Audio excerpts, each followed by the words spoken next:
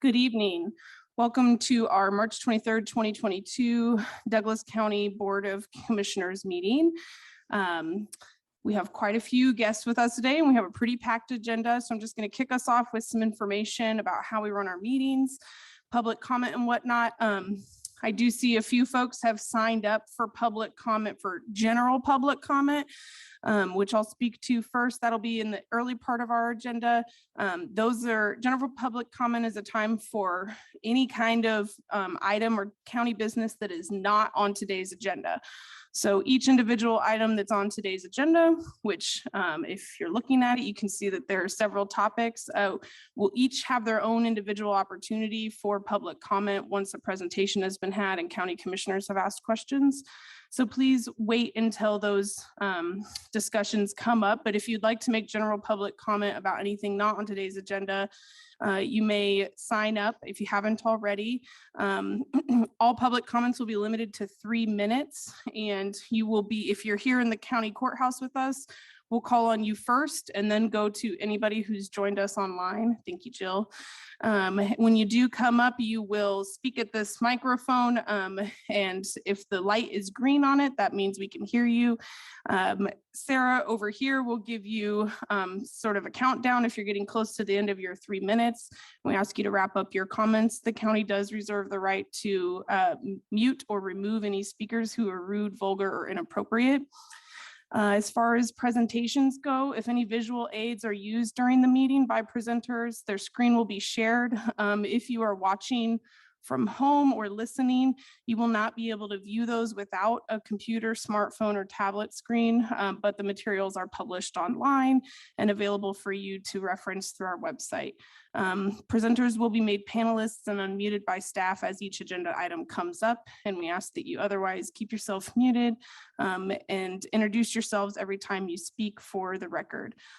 Also, for people who provide public comment, please state your name and Douglas County residence for the county meeting minutes. And a recording of this will be available on our website and YouTube page after we adjourn. With that, we will first address our consent agenda. Does either commissioner wish to remove anything for further discussion? Okay, is there anybody in the public who would like to take anything off our consent agenda for further discussion? Okay, seeing no one in the courthouse, anyone online? Okay, great, I'll entertain a motion. So I'm happy to make a motion, but before I do, I want to thank staff for the great work in our consent agenda, our 2 grants that we're receiving, and just really want to thank you for trying to find resources out there to do this important work. So thank you very much. And with that, I will make a motion to approve consent agenda items 1 through 11. Second. All those in favor, please say aye. Aye. Aye, thank you. All right, we will move on to general public comment. I have 3 people here signed up for that. I forgot to say before, anybody who's online that would like to provide general public comment or comments on later agenda items, please use the raise your hand function when the time comes up and staff will know to call on you. First, we have Sue.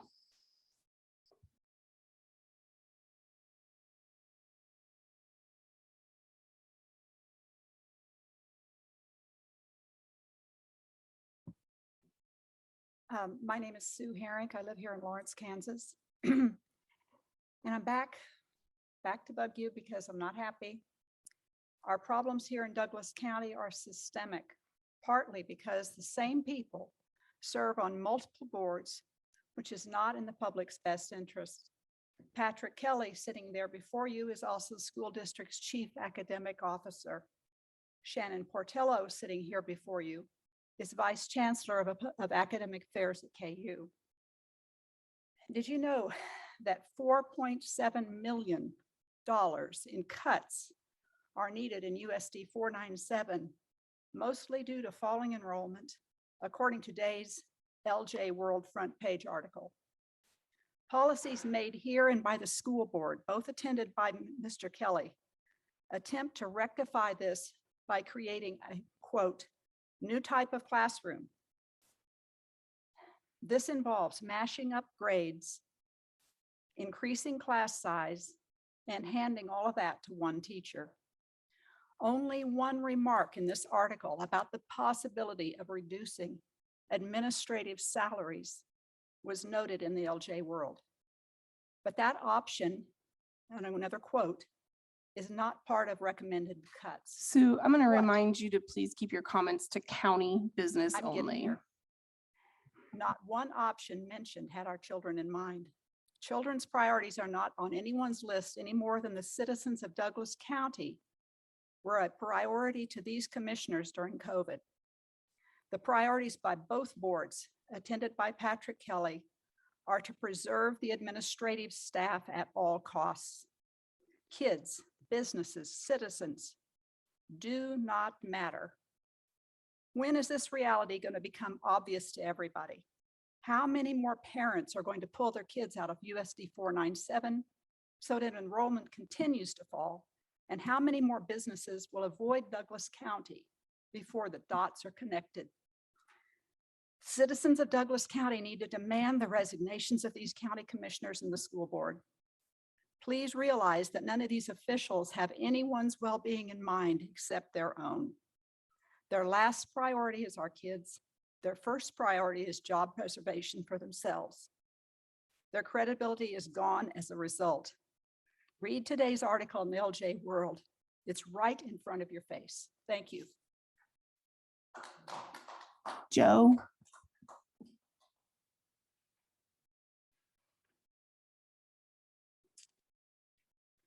My name is Joe Herrick, and I'd like to start with a quote from Albert Einstein. Blind belief in authority is the greatest enemy of truth. Germany may have lost World War II, but the Nazis were not defeated. Operation Paperclip was a secret United States intelligence program in which more than 1,600 German Nazis were given US government employment after World War II. Since then, Nazis have been successful in infiltrating every segment of our society, including education, government, intelligence, space program, medical, religion, elections, media, banking, law enforcement, and many others. The purpose of all this was to destroy America from within. Have they been successful? The answer is yes. Over decades of systematic infiltrating every aspect of our lives, the Nazis have slowly replaced our freedoms and capitalistic way of life with communism. Today, more and more of our population is dependent on government support. It is my opinion that the most egregious of all Nazi ideology is the control of the mockingbird media. Today's media tells you what to think. You're not intelligent enough to think for yourself. Your personal freedoms have been sacrificed in the name of it is for your own good, or in the name of public safety, or some other Nazi propaganda slogan. When you consider that 90% of all of our media is controlled by 6 companies, you begin to see how the Nazis have been successful. We now have a society that has been trained to think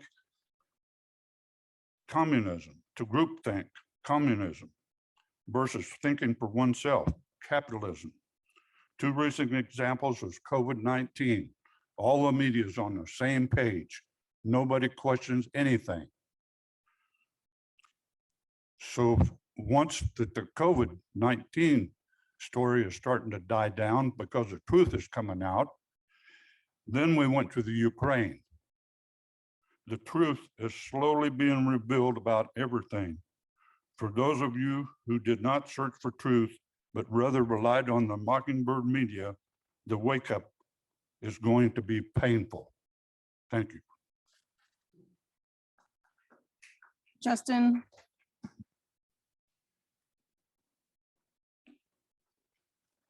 First of all, see, that's the thing you guys don't get is that when one of the Douglas County commissioners is also working for USD 497, that is our business. That is county business. Just because you don't like to hear something doesn't mean it's not true. That's a conflict of interest. Guy makes $109,398 a year working for them. It's a huge concern. Anyways, my name is Dr. Justin Spees. I have a PhD in human development from Kansas State University. I have a master's in marriage and family therapy from Kansas State as well. Worked as a child therapist for years, as working for children who have been sexually abused. I've been protesting, or had been protesting, the mask mandates since the very beginning, in a protest outside of Patrick Kelly's workplace there over at 110 McDonald Drive. It was obvious, it doesn't take a PhD in human development. It was obvious to know what your policies were going to be doing to kids. And so we worked to stop the mandates, and now it's time to hold them all accountable. This is your weekly reminder that I haven't forgotten what you've done to me, what you did to the kids. I came across a quote months ago, and I've been thinking a lot about it, and I want to read it here.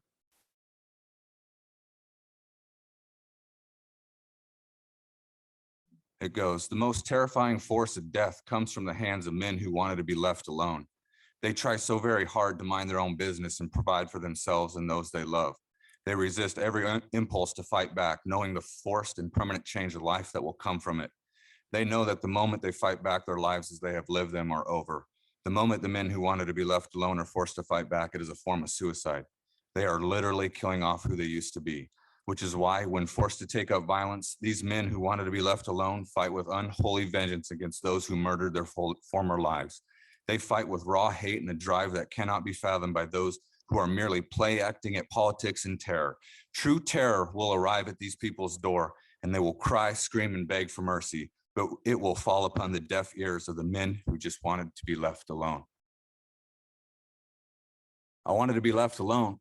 You just couldn't stay out of people's lives. You just had to be in people's lives, like you knew what was better for me and my family, my kids, everyone's family, and everyone's kids.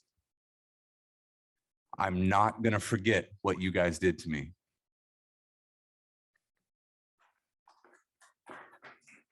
Is there anybody else present in the boardroom with us that would like to make general public comment?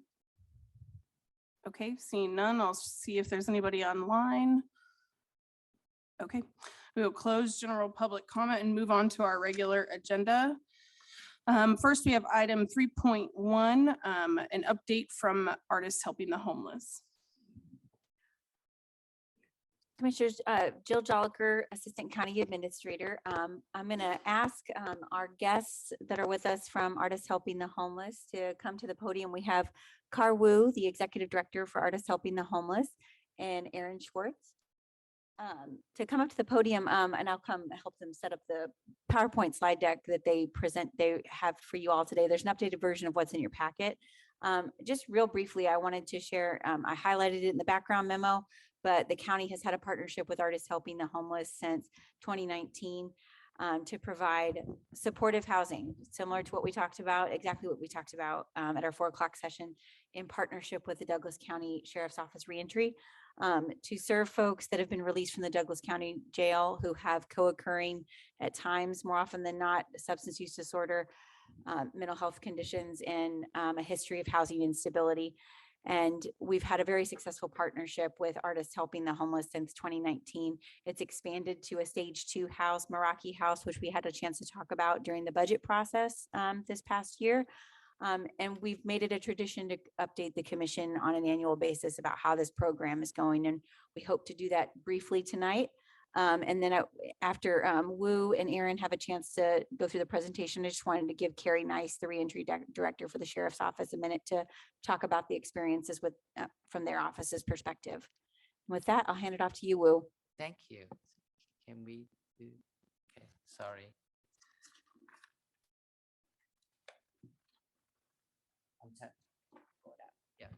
I'm technologically challenged.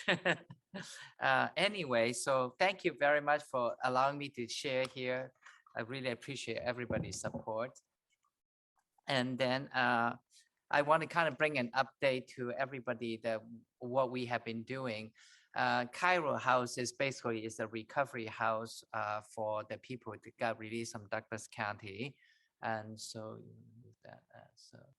And so with the COVID, of course, we have a little bit more challenge, but this past year, our intake has been more steady. Our job placement has been risen as well. And we have put more people on continuing education and through vocational school. And we created more next step movement earlier in the program.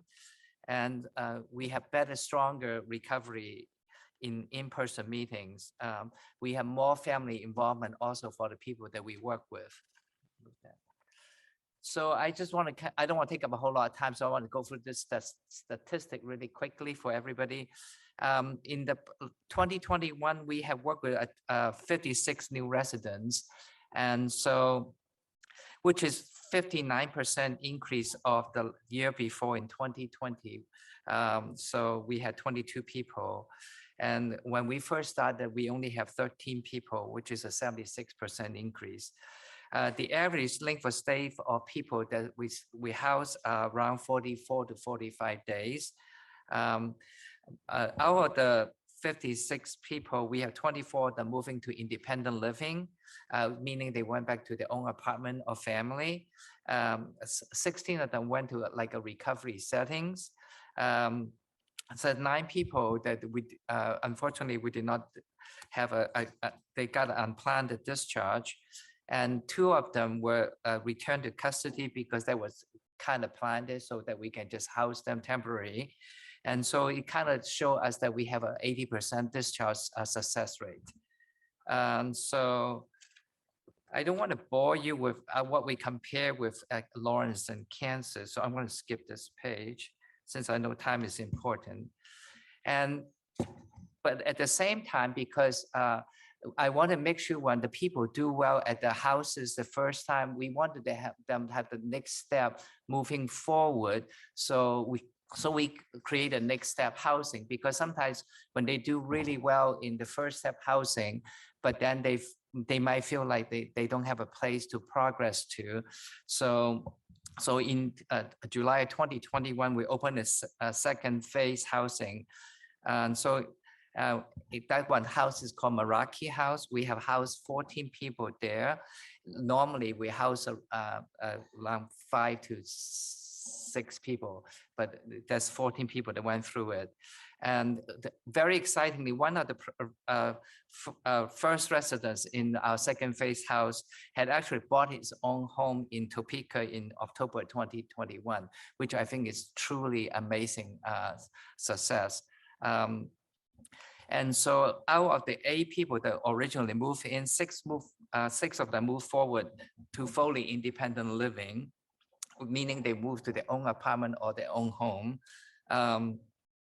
So I had one individual, he actually stayed with us for a little longer time, but which I was actually very proud of him, because he knew he was have some pending legal challenges, but he decided to stay put, follow through all the guidelines and listen to all the advices and did not run away. So which I think is, that's, to me, that's even more important, because he stayed put and do everything follow through. And so that we only had one person that could not follow through our guideline and decide to move out. So we are very thankful of all the success story that we have. And so currently we have the people we have in the first phase house, we have 3 people are still going to school. 8 of them are still in outpatient and in therapy, and 6 of them are currently employed. And our second phase house in Meraki, and 2 of them are still going through college. 2 of them are still on outpatient and therapy, and all 5 of them are currently employed as well. So I thought that was really good, because now we're building people so that they can become independent. So they now contributing to our society and community instead of using our resources, which I think is wonderful. And then I'm going to let Aaron share a couple of the success stories for you. We had the opportunity to witness one of our individuals in the program who was actually at our second step house.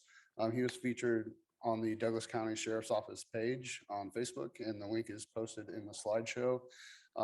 It was introduced through Reentry, who he worked with and is the extent that he's been with us. He's enrolled in college at Johnson County Community College. He's pursuing getting his license back. He graduated his outpatient therapy. He's actually upgraded at work to where they moved him to a new location, to where he sees a bump up in that regard. And just overall, he's been one of those guys that we just call like a model participant in the program, to where he shows up everywhere and does everything the right way with a great attitude, and just being able to see the change in his life is really amazing. And if you want to see more and read more, there's the link posted in the slideshow. In regard to community funds, a little bit closely, is one of our current employees who had worked through our program and had kind of gotten stuck in limbo when he was in our entry home because of COVID-19. Everything was shut down, so trying to find employment and get to everything he needed to do was a struggle. But he's been very successful and kept pace and kept stride and stayed confident. And he had built up about $47,000 in medical bills through LMH. And in the time with us, he's worked. That's been one of his biggest goals to work towards, is the restoration of that in his relationship with LMH.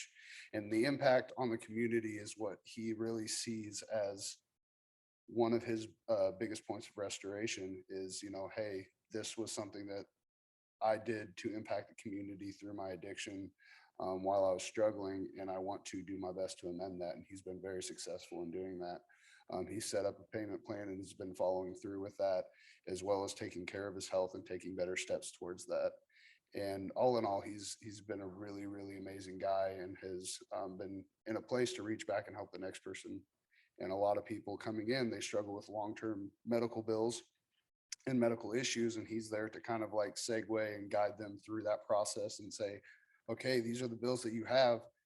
This is how we can go through the process to start repaying those, to start, you know, putting back in where we took out from when it comes to medical charges and things like that when people are homeless and struggling with their addiction. And recently we joined the Douglas County Sheriff's Office for the decision point training, and the Lawrence Journal World article about that is once again linked in the slideshow. Thank you. So I was really proud of the young gentleman, because before he came to our program, so he was wondering, he's accumulating legal issues as well as medical bills. But because the opportunity, he could stay with us in 2 years, not only does he recover, he regained the use of his hand, which was, he was told in his life that he could never use his hand. And which I think that was really phenomenal in my mind. And also for him to go forward to really make the initiative to talk to the hospital, start paying back the bills, to giving back to the community. I think that's also very important. And of course, we are very excited that we have the opportunity to partner. And so we can go through the decision point training so that we can participate a little bit more with the reentry team, so that we can partner with and work with the inmates a little bit closer, so that we can guide them through making better decisions through logical sounding minds. So I'm going to let her talk about that. So, but thank you. You all have any question for me? This is Commissioner Reed. Thank you, Karvu. And I'm sorry I didn't catch your name. Aaron Schwartz. Aaron, thanks for joining us, Aaron. Thank you for that presentation and overview. I do have a question that actually might be good for you too, Carrie, if you do want to come up. Well, two questions actually. You mentioned some folks that were currently in custody, or you mentioned even one individual who had stayed for over 5 months pending sentencing and is now in custody because of sentencing obligations, I presume. Does Artists Helping the Homeless maintain a connection with those individuals in order to help them plan for whenever that custody is over? Yeah, we do. We actually encourage them because we don't want, because it is so easy for them to run. For him to stay put for 5 months and not run and behave on every step, that speak volumes to me, because while you're on the street, that mentality is totally different. But for him to willing to follow through all the guidelines and then stay put and then return, he didn't have to do that, but he did. So I think that's amazing. So we usually, what we do is we have communication with them. We call them while they are in custody. We actually kind of give them a little bit financial support as well. And so we kind of making sure that if you come back out, we are here for you, so that to kind of encourage them to continually stay positive while they're in there when they come back out. So to me, that's important. Yeah. I was also going to bring up that this is like a prime example of the community that's built in the program of HH, is that I know personally, I see a lot of letters coming to and from the guys who are currently incarcerated, to where they're writing letters back and forth, talking to guys who are still in the program, whether it be here in Lawrence or even Kansas City. And that's, we have meetings all together with the Kansas City houses to where they formulate those relationships. So when they're, incarcerated, they're not running into the people that they don't want to be around and becoming affiliated or anything like that. Instead, they're keeping that connection alive to the outside world of being like, hey, that life that I had worked on when I was out in the free world is still there. And it's, recognized through those connections. And so it's really nice. And I thought that was kind of a good connection, because we do hear from these guys on a highly regular basis. This is Commissioner Portillo. Aaron, I have a follow-up question about that. I really appreciate kind of the informal peer support and navigation that you're referring to. Do you have any sort of kind of formal training for folks around peer support as they're going through the programs and thinking about kind of staying connected as a next step? Yeah, we do. Yeah, I'm sorry. Yes. Oh, go ahead. Sorry. Sorry about that. So we do have training for the people that work with us. We do some peer support. We have continually have classes for them. So we've encouraged them to participate with us. We have weekly meetings, weekly classes. We have individually counsel. And so it's case by case is what I call it true full wraparound services. So we tailor all the wraparound service to the individual, because I think each person needs a different kind of service or a need. So we try to tailor it to more individually versus this is a set thing and you do X, Y, Z. We were saying that, okay, what do you need? Let us make sure that we cover all the bases for you. And so that they do take all the classes as well, if they choose to. Yeah.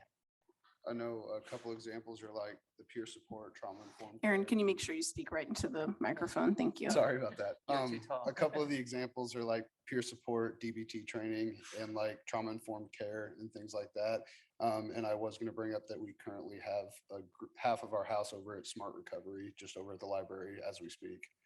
So we're always looking forward to new opportunities to be able to expand, our knowledge of recovery as well as our experience.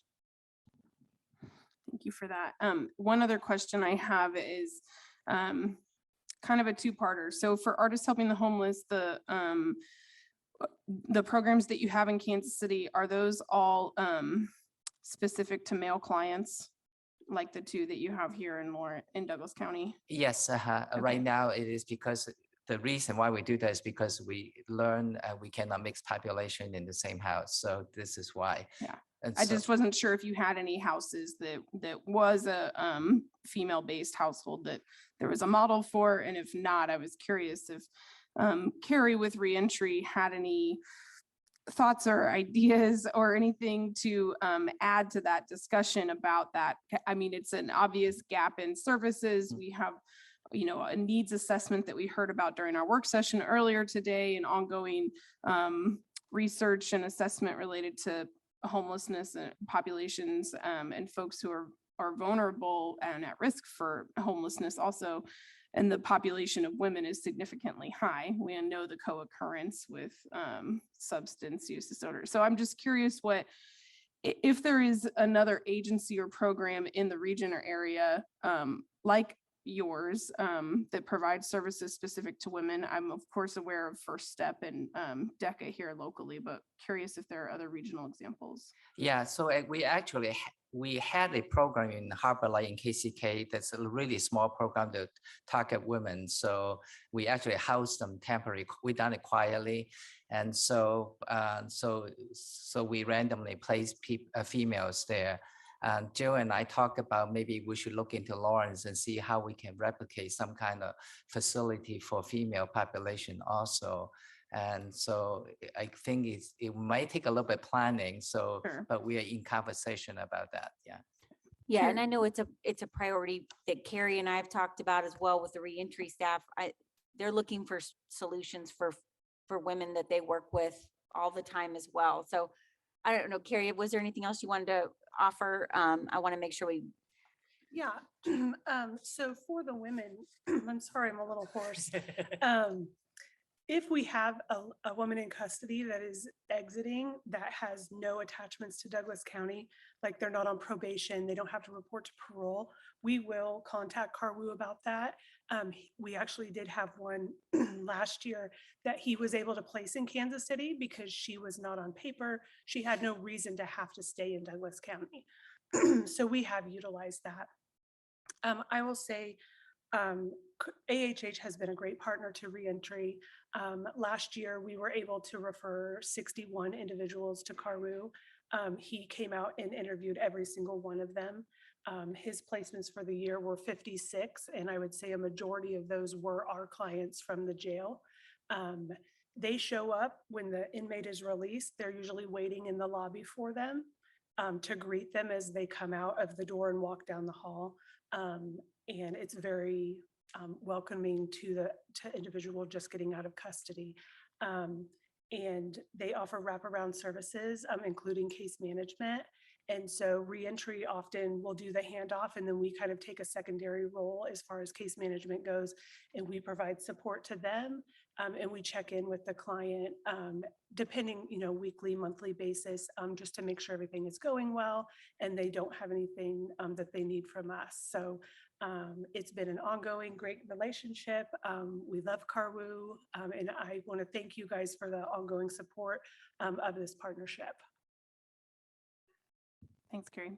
Any other questions from commissioners? Yeah, quick question for Carrie and maybe for Carwoo. So I see, Carwoo, that the successful discharge rate is 80%, and it's a little different in Kansas City. That doesn't mean that one's right and one's wrong. It's just data that tells us. And I'm interested in any reflections you have about like one thing I noticed is one program has been established for a longer period of time than the other. What reflections you have about that? And Carrie, I'm also interested in maybe the successful, how many people come back from those who don't go to Carwoo and that program versus those who do. Does that make sense? Yeah, that does. That's difficult to say. We have some that go to Carwoo and end up coming back to us and begging Carwoo for another chance. And he's great in that way too. The way that we structure our referrals is they can come from people that reentry is engaged with as reentry clients. We have attorneys, probation that reaches out that says, hey, I think they may be a good fit for Carwoo. We have inmates themselves that will reach out to us and say, I've heard about Carwoo and I want to interview. What we do with those individuals is we kind of look at their situation. We look at their court cases, we talk to their attorney.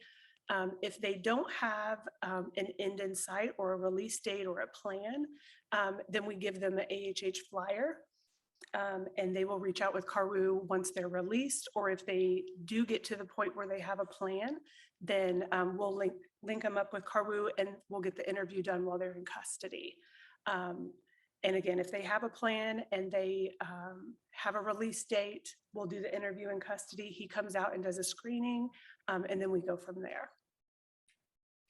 But to answer the question, if they come back, so we have a really nice open door policy. So we want to help them here, not all the way at the bottom. So in case they move out, they get into trouble, we encourage them to call us so that we can catch them here. So we don't create this whole scenario, then get back to jail and then we'll come help you. So I think that's also a very important key factor.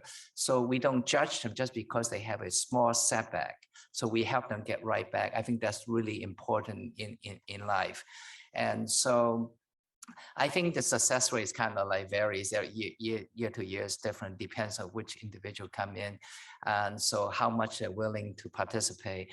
Our success rate is a little higher than most programs because anywhere 80–90% is really phenomenal. I hate to use that word. Most of them are between 30 to 50%. So I think part of the difference is because we truly care about each individual.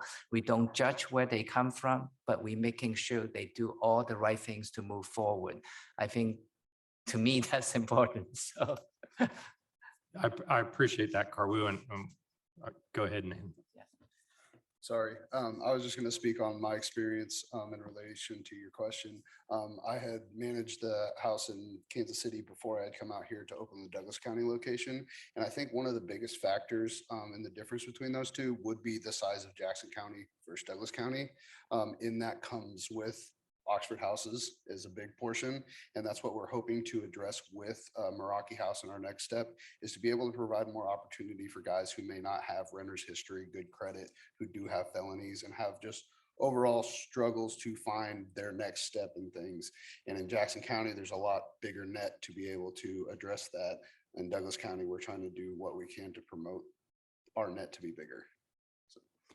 Commissioners, we didn't have a chance to talk in the CSH presentation about Oxford houses. That's supportive service, supportive housing, and that's exactly what our partners with AHS have been looking at. And so I just want to make sure we're going to keep cultivating and go down this path. Yeah, I'm really glad you brought that. I mean, because that's, as we look at a whole system of supports, it isn't just about artists helping homeless, it's everything else that goes on within that system. Karwu, in future presentations, if I can just make one recommendation, you have a lot to celebrate there about your success rate. It would be really great to have what national rates are and what we see so we can compare it to. You've sort of isolated what you do, which is great, but I think the public needs to hear how successful this program is and how it compares with other programs. And Carrie, as you think about how we present data to the public, you know, if this is a successful model and we're getting a lot of those people in, we need to see that data so that when it comes budget time again, we can affirm that this is a good use of taxpayer dollars. Thank you. Yeah, I think this is why we consistently try to work on the second phase program. So I've been bugging Jill and everybody else and say, hey, how can we create more support system for the whole community? And so you're correct, it's not just us, it's how we can expand this concept. I was very fortunate. State of Michigan actually invited me to do a presentation for them to share with our working model. Rhode Island just invited me to did a seminar for them as well recently. And the state of Kansas, I forgot, it's in the middle of Kansas somewhere, also invited me to do a presentation for them. So I think the model itself works. It's just really finding the right people to continually cultivate that caring is very important. But thank you very much for allowing us to do this. I'm so thankful. Thank you, Karwu. Thank you, Aaron, and thank you, Carrie, for being here.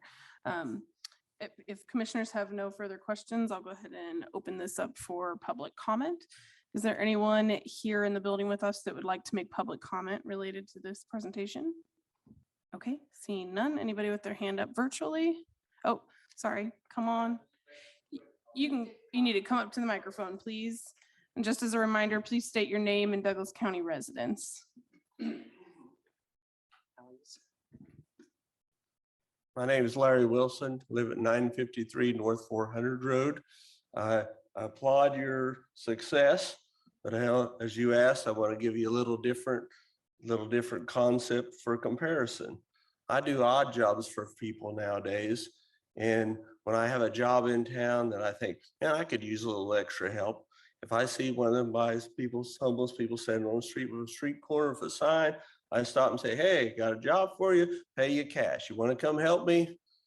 No, that's the answer. I'm 1 for 10. Only one guy has said, yeah, I'll go help you. So I'm all about helping somebody that wants to help themselves. But if they're not going to help themselves, for a 2-hour job, then I'm not really much on giving my tax money to try to help them out. That's all I have. Thank you for trying though. Thanks a Best lot. can. Thank you. Is there anybody else that has public comment here in the building? Okay. Jill, anybody online? All right, I'll go ahead and close public comment on this and bring it back to discussion. Any further discussion from commissioners? This is Commissioner Portillo. I just want to follow up on something that Commissioner Kelly mentioned. Crow, these numbers are really impressive when it comes to the lack of recidivism. And I think that, as Commissioner Kelly was pointing out, when we get to that budget time, making sure that we can see, because it is investments in programs like this, in reentry, where when we can keep folks from coming back into the criminal legal system, we are saving a lot of money as a community. And so making sure that we can kind of see those comparisons in the data would be really helpful. Great, thank you. Thank you. Thanks a lot. Appreciate that. Thank you. Okay, and this agenda item, there's no action necessary, so we will just move on to the next one, which is 3.2 county resolution authorizing the offering of sale of general obligation refinancing bonds. Sarah. Thank you, commissioners. I'm handling this agenda item tonight, but with us in the audience is Garth Herman with Gilmore and Bell, who is our bond counsel, and online Ben Hart with Baker Tilly, who is the county's financial advisor, and Kemi Owens, our budget manager, who's helping us with this bond sale. Commissioners, I think the information is outlined in the background of the packet. The county is looking to use this opportunity to refinance some existing debt that the county has to get a better interest rate. As commissioners know, interest rates have been at historic lows, but they're going to begin to creep up. So we are kind of working under the wire to try to see if we can get this refinancing in and still demonstrate a pretty significant value on the payment of the bonds. And so this is really the first step in this process where you authorize the sale of these bonds, and then we'll be back in a month or two with the actual refinancing information and the new rates. And I stand for any questions, and I know Garth and Ben are available if you have any questions. Commissioner Reed, thank you for that overview. I do not have any questions, fellow commissioners. Okay, I'll go ahead and open it up for, you sure? I'll open it up for public comment. Anybody have any questions or comments on this item? Seeing none in the building, double check online. Okay, seeing none, we'll bring this back to discussion amongst commissioners. This is Commissioner Portillo. I'm very excited that we're taking advantage of these low interest rates. I wish we would have gotten this done just a little bit sooner, seeing how quickly they're creeping up, but I am very excited that we're getting it done now. So thank you for moving this forward. I appreciate it. Yeah, just appreciate the attention to it. Garth, I appreciate you coming up. It's good to see you in person. We've seen you online a number of times, so thank you for being here. Commissioner Reed, do you have any comments, or you ready for a motion? Nope, go right ahead, thanks. I'll make a motion to approve Resolution 2209, authorizing and directing the issuance, sale, and delivery of general obligation sales tax bond series 2022-A of Douglas County, Kansas, making certain covenants and agreements to provide for the payments and security thereof, and authorizing certain other documents and action connected therewith, and authorizing the county administrator to award the bonds. Second. All those in favor, please say aye. Aye. Great. Thank you. Moving right along to item 3.3, we have a presentation from our Public Works Department about our vegetation management plan. Hi, Chad, welcome. Good evening, commissioners. Yeah, let me get this loaded real quick, the vegetation plan. Sorry, I didn't do this before I got here. Just to give you a little history quickly on this, a year ago, we had some questions about herbicide use in the county. And that was related to, of course, the purchase of, can I unplug one of these? I'm gonna try. Purchase of herbicides at the time. And some folks were concerned about how we use those and where we use those. At that time, we made a commitment to kind of come up with a plan that outlines all of the ways that we use herbicides and ways that we might reduce herbicides, and use that opportunity to kind of have a more far-reaching plan that also looks at mowing and other ways that vegetation is managed in the county. And so at this point, we've got a plan that's really fairly well developed, and it's been a lot of steps to get here. And hopefully the plan that you have now is something that a lot of people can make use of and gain knowledge from. That's one of the keys here, is that the plan really puts, it's a summary of what we have been doing, what's required, what we need to be focused on doing. It puts it on paper so that people can see that, think about it if they have concerns, and then, throw rocks at it or whatever. There's also this idea that over every 2 years that we will review it again. And I can see that it will develop as time goes by differently. It's the kind of thing that really needs to be a living document. So hopefully it's kind of a backbone for that and can move forward. I'm gonna just pull up the table of contents real quick.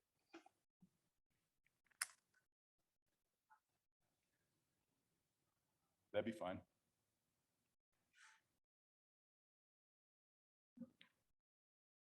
Got it?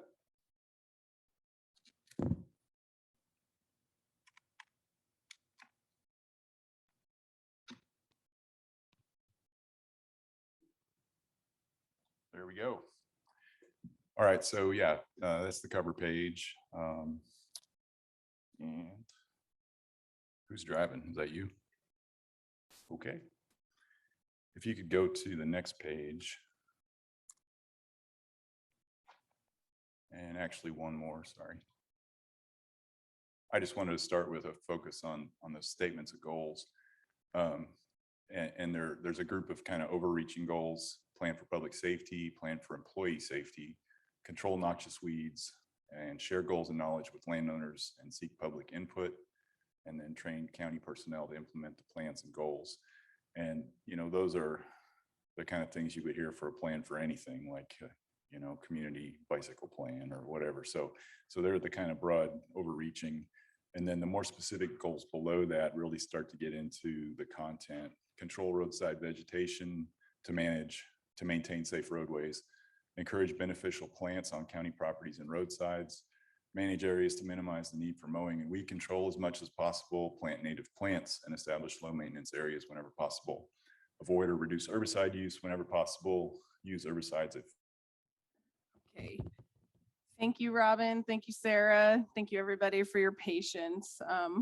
It is, well, let me make sure. Robin, are we good to go? Still recording? Okay. For anybody who was hanging out in that vortex online waiting for us, thank you for your patience. It's 6:32 and we will call the meeting back to order. I'll turn it over to Chad Boyd. What was I doing? I think Sarah had it pulled up for you. Yeah. Okay.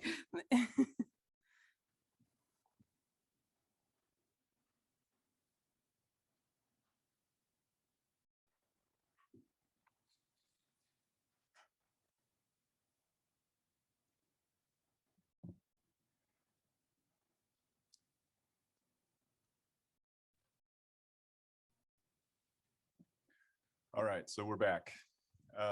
So I was reading the overall goals and then the specific goals there, because I think that those give a good overview of what's in the plan and some of the topics. Sarah, if you could go to the table of contents, I think that's enough for us to kind of wrap up this overview of the plan. It's up a couple of pages. So as we went through this, one of the tricks was sitting down and isolating all of the ways that we manage vegetation and trying to group those logically, and then dig into the details in a methodical manner. So what we came up with is, there are three major areas that we have responsibility. Noxious weed control is state mandated, obviously, and there's a lot of involvement with landowners on that. There's a lot of, we sell a lot of chemicals to landowners. We have to enforce noxious weed control on their properties around the county. So that was obviously an important section to cover. The next section is very obvious also: roadside vegetation, and that relates to road safety. And that's really where it took some work to isolate the details and where to focus some of the information in the plan and come up with some ideas for how we might go forward. So We've identified those kind of areas that define all of the work we do for roadside vegetation management. Maintaining visibility of road signs is one of the ones that we put a lot of time into. We've got 7,500 road sign posts out there. Maintaining under guardrails, maintaining riprap areas, revegetating areas that are disturbed. And then the one at the top, obviously roadside mowing and tree removal, just along the entire right of ways.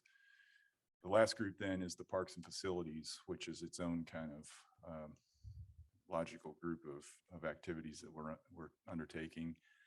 We've got obviously the park sites that we maintain. We've got the public works facility. And there have been a lot of discussions in the past about aquatic weed control at Lone Star Lake. And so that's where we place those discussions. So that's kind of the general overview. We involved some of the folks from last year who had initial concerns about herbicides in developing the plan and getting feedback. We've shared it with townships. We've tried to get the word out as much as possible and develop the plan as we went along. So it's a fairly complete plan at this point. If the things tonight are fairly straightforward, we could take approval. If there's something we need to work on, we could go back and come back with this. So it's really, it could go either way depending on what we hear or how you feel. So the comments we've received over the last few days, we've had several that are kind of the same theme, and that's that people want us to mow more. And the mowing information that's in here was basically incorporating previous mowing policies and maybe changing the language a little bit. The previous policy was pretty specific. It had a map. We were supposed to follow certain routes on certain years. That pretty much fell apart over the years. And so in this plan, it's really an approach that we want to average 2 to 3 years for mow out. It's called mow out. I should cover that. There's this idea that we mow along the side of the road every year, all the time, many times. But then there's this idea that we mow out to the fence lines wherever possible, and we call that mow out. And really, there are competing interests there. There's folks that like to see it all mowed. There's obviously the road safety concerns that we have. There's a lot of correlation with deer accidents and vegetation on the roadsides. But then there are also folks that have an interest in seeing vegetation that can grow there, if not, every year, maybe every other year, so that there's a place for nesting birds or other diverse plants to grow and thrive and make some use of that public space. So some competing ideas there. At this point, the plan says that we will mow out every 2 to 3 years on average. We won't do it on a specific map. We'll just pick up where we left off last year and keep moving. And that way we don't leave somebody behind. We want to kind of push toward. I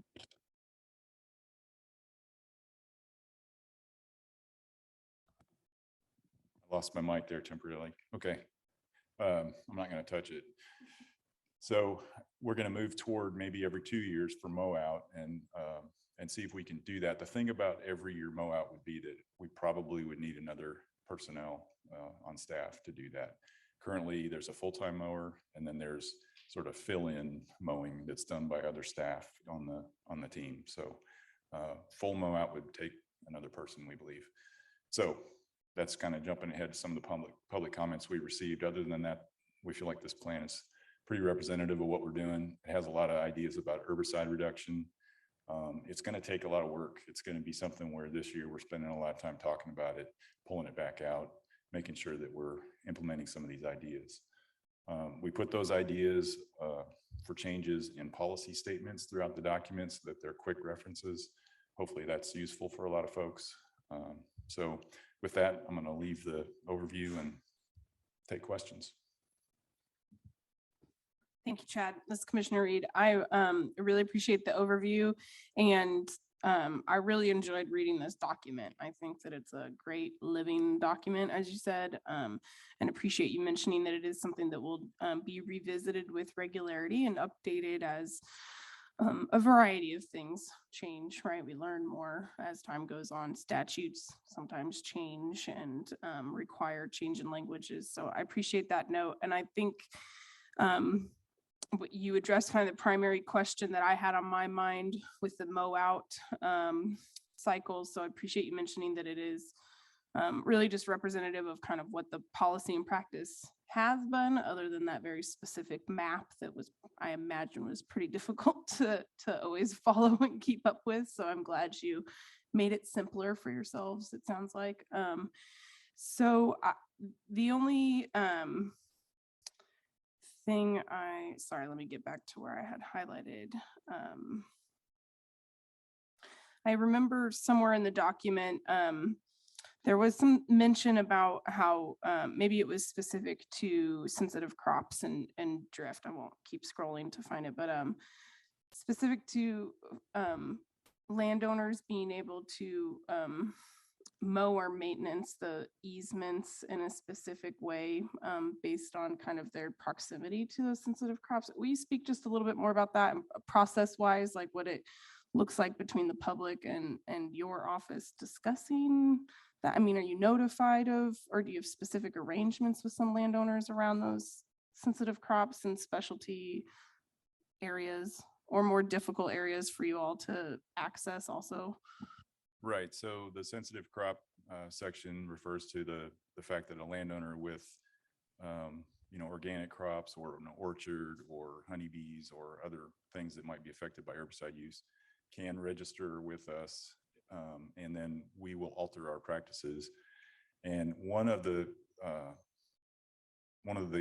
options that has been used is that the landowner will offer to go ahead and take care of their frontage, and then we don't have to take care of that. Now, it doesn't mean that the adjacent landowner down the road won't, still have noxious weeds that we need to address. So those areas are an area where we have to step back, not spray during the growing season, probably come back in the fall and spray, or, talk to landowners about managing it themselves. So it's an option that has happened. It's probably not happened with great frequency, but I know that there's at least one who has offered that they will mow instead of us having to worry about noxious weeds. And that's how that's controlled. I think you were also asking about whether other nearby landowners could do that.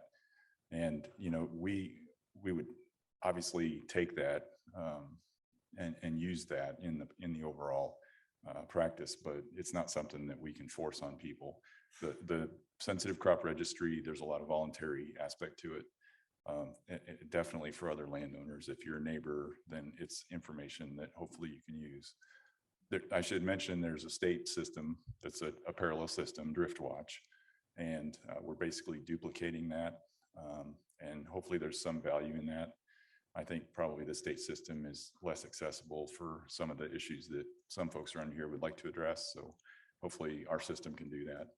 Okay, thanks, Chad. That helps clarify it for me. And I guess just one more piece of clarification, the sensitive crop registry that we have locally that's like, and maybe a little bit modeled anyway after Driftwatch, that is what triggers you all to alter your practices, right? That's the map that Public Works is referencing, not the Driftwatch statewide map necessarily, because I know that there's, some folks are going to be registered with both, but may only be registered with Driftwatch and not the county. So there is a process specifically that's local that will be cataloged by your staff and adjust and kind of addressed accordingly. Is that right? That's right. Okay. And that's a program that's been in place. The plan kind of pulled it from, the previous, it was available on our website. It still is. And we simply put it in text in the plan to kind of document it. But yeah, it's been up and going, and it's duplicating the state system. Yes. Well, thanks, Chad. I don't Okay. have any other questions, fellow commissioners.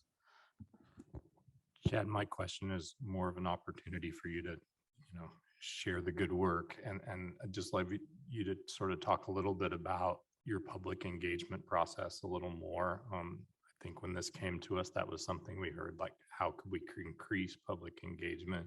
And I see that Alan is here and would love to hear a little bit more. I read the lettuce letter and about the pilot projects that were done around some of the herbicide recommendations that they had. Is that something you could talk about, or maybe Alan could talk? Because I'm just interested in what we didn't really talk about pilot projects. So that's interesting to me. Right. So the lettuce group were some of the folks that raised the initial concerns. And so as we had a draft of a plan, they were the first to see it so that we could get their feedback and make sure that we were headed in the right direction and that it was addressing their interests. There were other folks obviously that have an interest, but they weren't in the loop initially. So then as we moved further along in the draft, we sort of widened the net and put the word out. And then this last 2 weeks was intended to bring as many people as possible in. So that was our public involvement process. And we got good comments, and it did change the way things were written, and it changed a little bit of the structure of the document. So that was helpful to have gone through that. And again, in 2 years, we can involve everybody again. And if there's been something that isn't working, we'll have to talk about that, and they can present ideas too. As far as the pilot project, that they're referring to some alternatives that they've seen. They're thinking along the lines of volunteers who could work roadways, kind of like the folks who clean up along roadways. And noxious weed removal is typically done by certified professionals. There's also a road safety element that's always a concern with volunteers. So don't want to say no, but there are some hesitation to some of those ideas.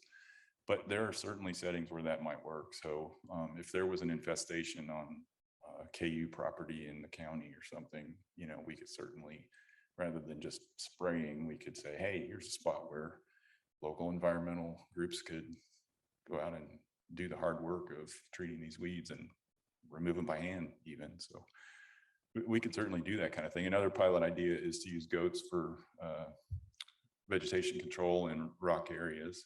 That would be an option. Again, some management issues, but that's being done over in Lenexa, I know. So yeah, there's some interesting alternative ideas and pilot projects. We haven't taken the step in this plan of putting that out there. We're trying to kind of lay the groundwork. And one of the things will be that we've tweaked a lot of our operations just a little bit, and we want to see, are we moving forward or are we moving backward? And is it working or is it not? And where can we go from here? And so this kind of gives us something to build on. So hopefully there's opportunity in the future.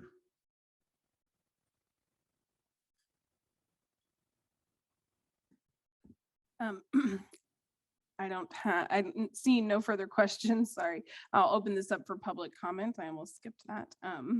Sometimes it escapes me. Is there anyone here that would like to provide public comment? Please come forward.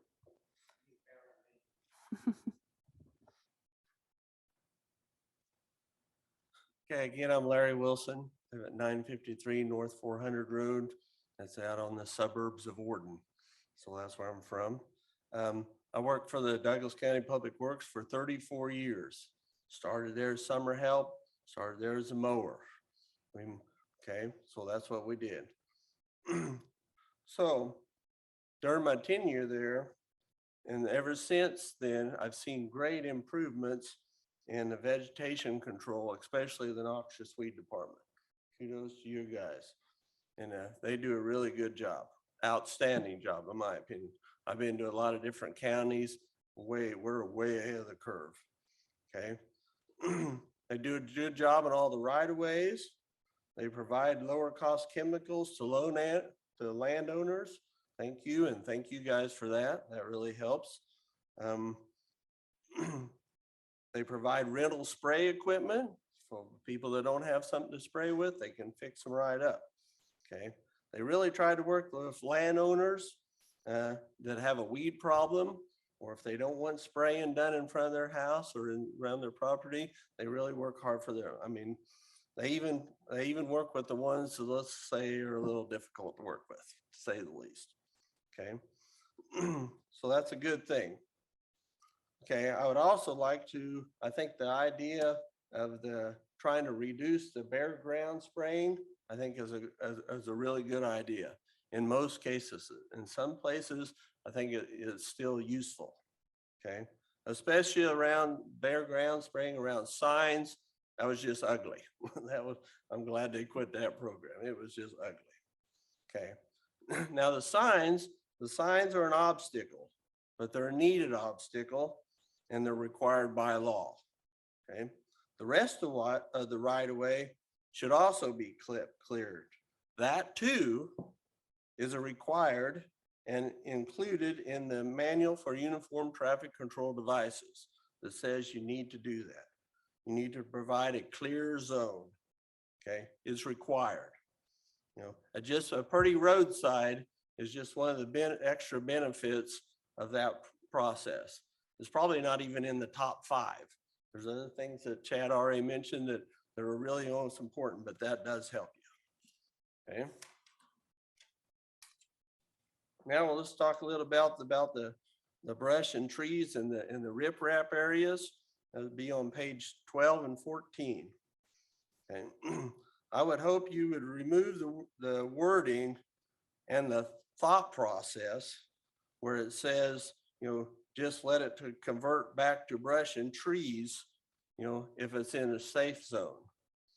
Now, when Alan and Chad are here, maybe that'll work just fine. But if they happen to leave, I have seen it in the past that somebody says, oh, well, we'll just make that, we'll call that, you know, unsafe to work there. And so then they don't have to deal with it. So if no attempt to control that areas, I think is a bad plan. Okay. Now for roadside mowing. The first half of my career when I started there, our goal was to mow the right of way all the way back every year. Did we accomplish that goal all the time? No, very little times did we get it mowed back all the way. Okay. 4 big things that go into roadside mowing is time. Do you have enough time to get the mowing done? Manpower. Do you have enough manpower to get it done? The equipment. Do you have enough equipment, good equipment, etc. to get it done? And then the biggest of all is the weather. Okay, the weather has a huge policy.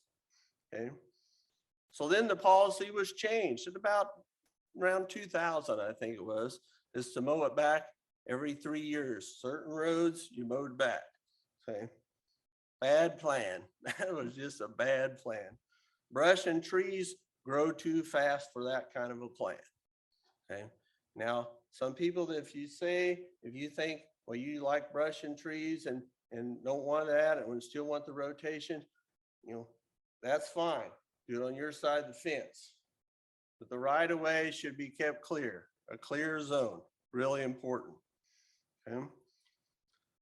So with those 3 things are more important to do. So you just try. So if you happen to come the way the plan is now, that if in 3 years bad weather, then now it's 3 more years. So the trees are really big. So I ask you just please remove the time schedule, which is on page 13, and let them guys do their job the best they can do it. That's all I have. Do you have any questions for me? No, but thank you for your comments. Okay. Appreciate it. It can be done if you want to do it. Is anybody else here for public comment? Please come forward.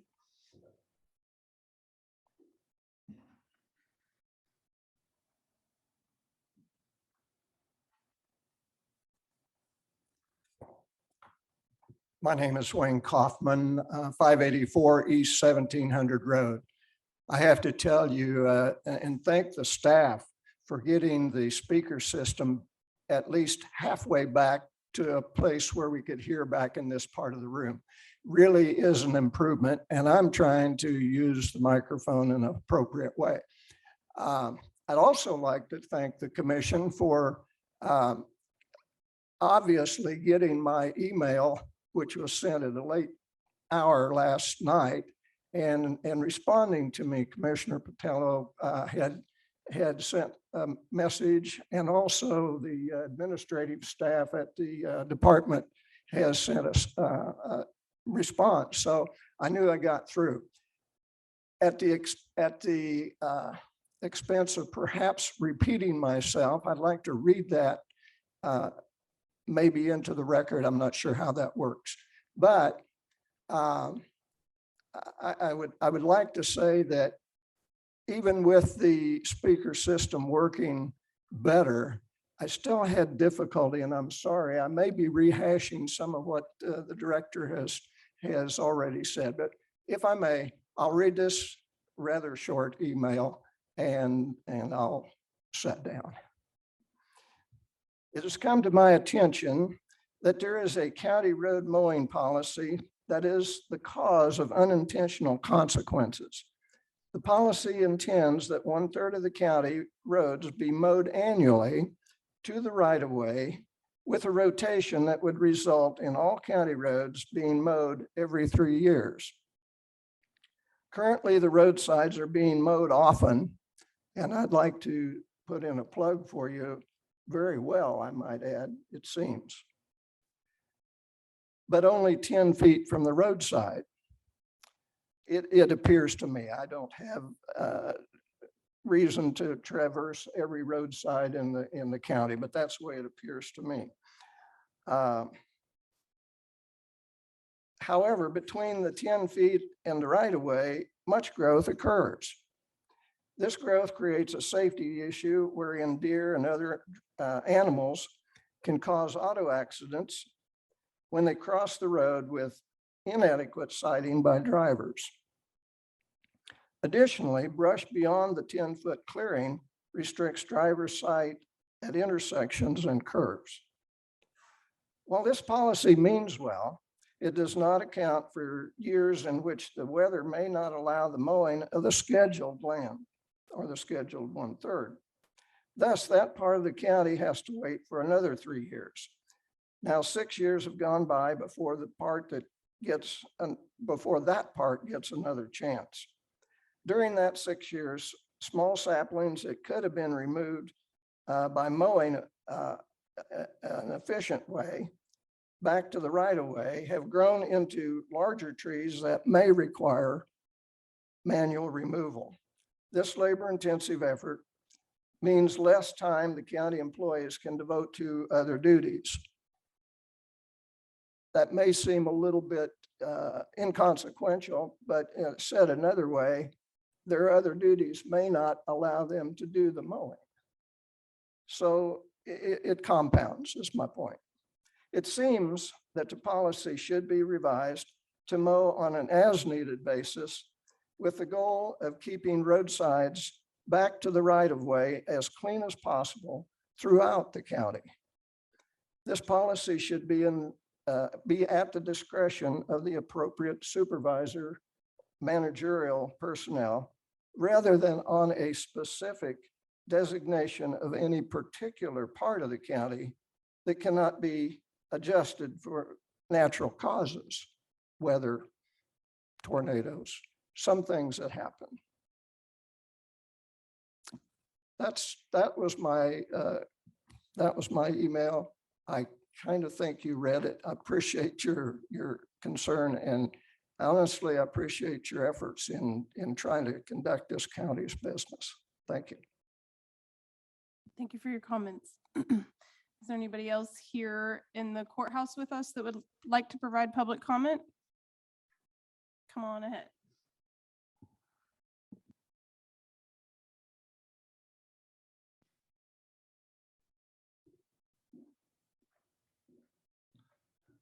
I'm Mark Gersa. I'm the 4th generation of Gersaders in Eudora. I live on 11 Hart Road.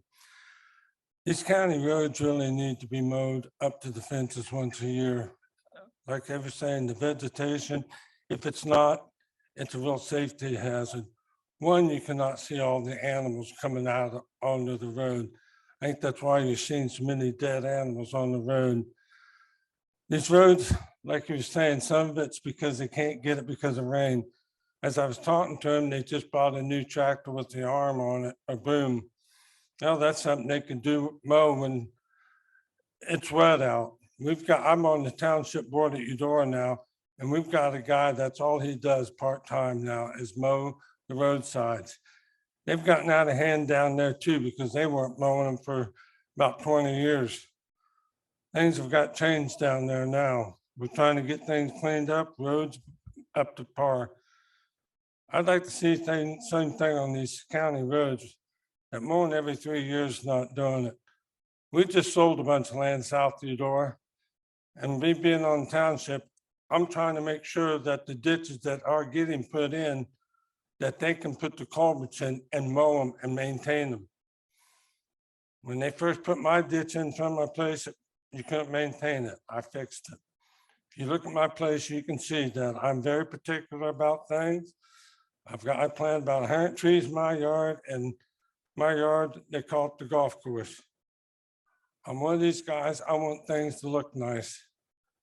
As far as I'm concerned, the strip roads in in the county, brush has really gone bad. When I was in high school, they had high school kids on 2 little AC tractors mowing them, and they kept them up. If you keep cutting budgets so they can't fuel and stuff and mow every 3 years, you're gonna have a lot of manual labor like they're doing right now, cutting the trees back. So what's better? Get them mowed now, stay ahead of it, or have all that manual labor. I just hope we get these roads up to par and we make this county start looking nicer. Thank you. Thank you. Is there anybody else here that would like to provide public comment? Please come forward.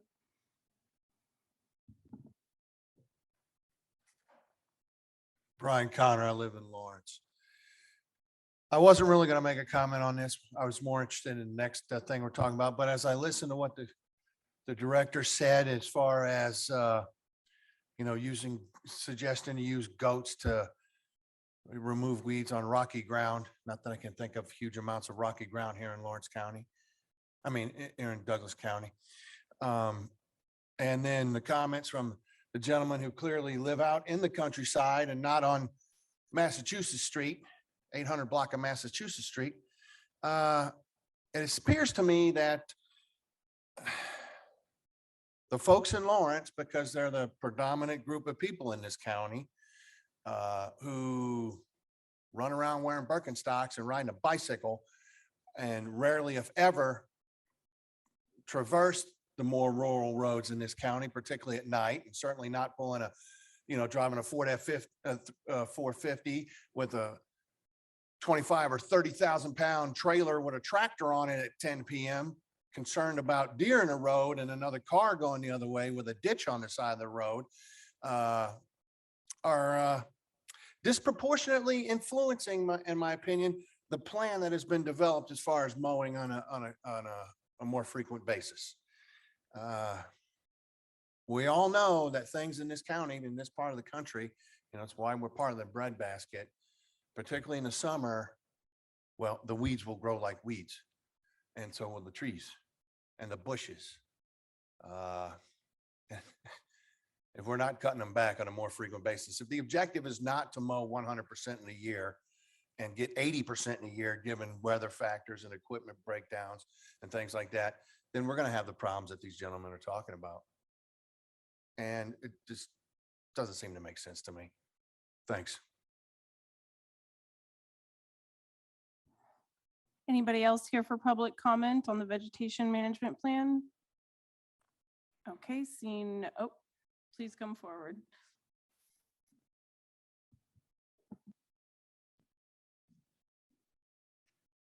Madam Chair, Commissioners, Jerry McElhaney, Globe, Kansas, out in Marion Township. I've reviewed the plan that the proposed plan that has been put together by staff. It's a very well put together plan. Chad Voigt, his crews have done a very good job. Sarah, thank you so much. And I can't add anything more to what has already been said here this evening. I am for a very aggressive mow out portion for the county, for Douglas County. It is beneficial not only to us in the agricultural business, but as the community as a whole. We have many bicyclists and many pedestrians that are on our roadways in the county. We welcome them out there, but we want to welcome them with safety in mind. I greatly appreciate the work that's gone into this. Thank you. Thank you. Okay, last call for anybody else in the courthouse. All right, seeing no hands go up. Anybody with a virtual hand raised? I'll turn it over to you, Jill. Yes, Commissioner. I'm going to move April into the panel.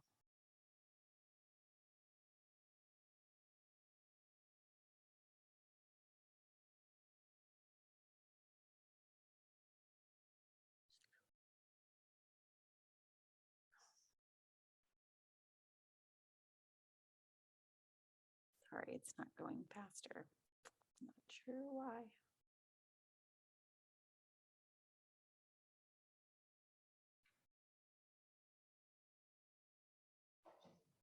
Okay.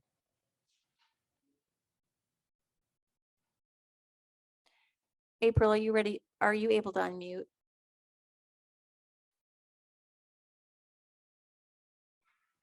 April, I see your hands raised. Are you able to unmute yourself?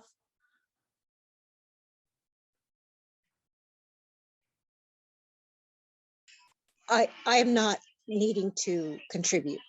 Okay, you have your hand raised, so I would, that was the confusion. Thank you. Thank you so much. I don't see any other public comment, commissioners.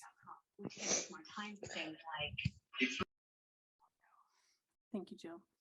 Okay, I'll go ahead and close public comment on this item and bring it back to discussion amongst commissioners. Thoughts, questions? Chad, let's talk mow out. Yeah. Happy to. The term for the week, for the evening, it seems like.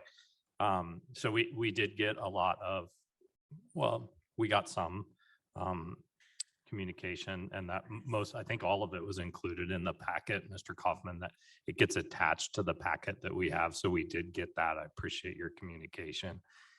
My question is the only reason for not, you listed two reasons, I think. One being there are some who feel like it creates a certain sense of rural property by not mowing it out. That was one. And the other was cost. Is there anything else that was a deciding factor in deciding to go to this 2 to 3 year plan? I think Larry referenced that they basically never achieved full mow out in a year. And so there was always that hurdle to try to get that done.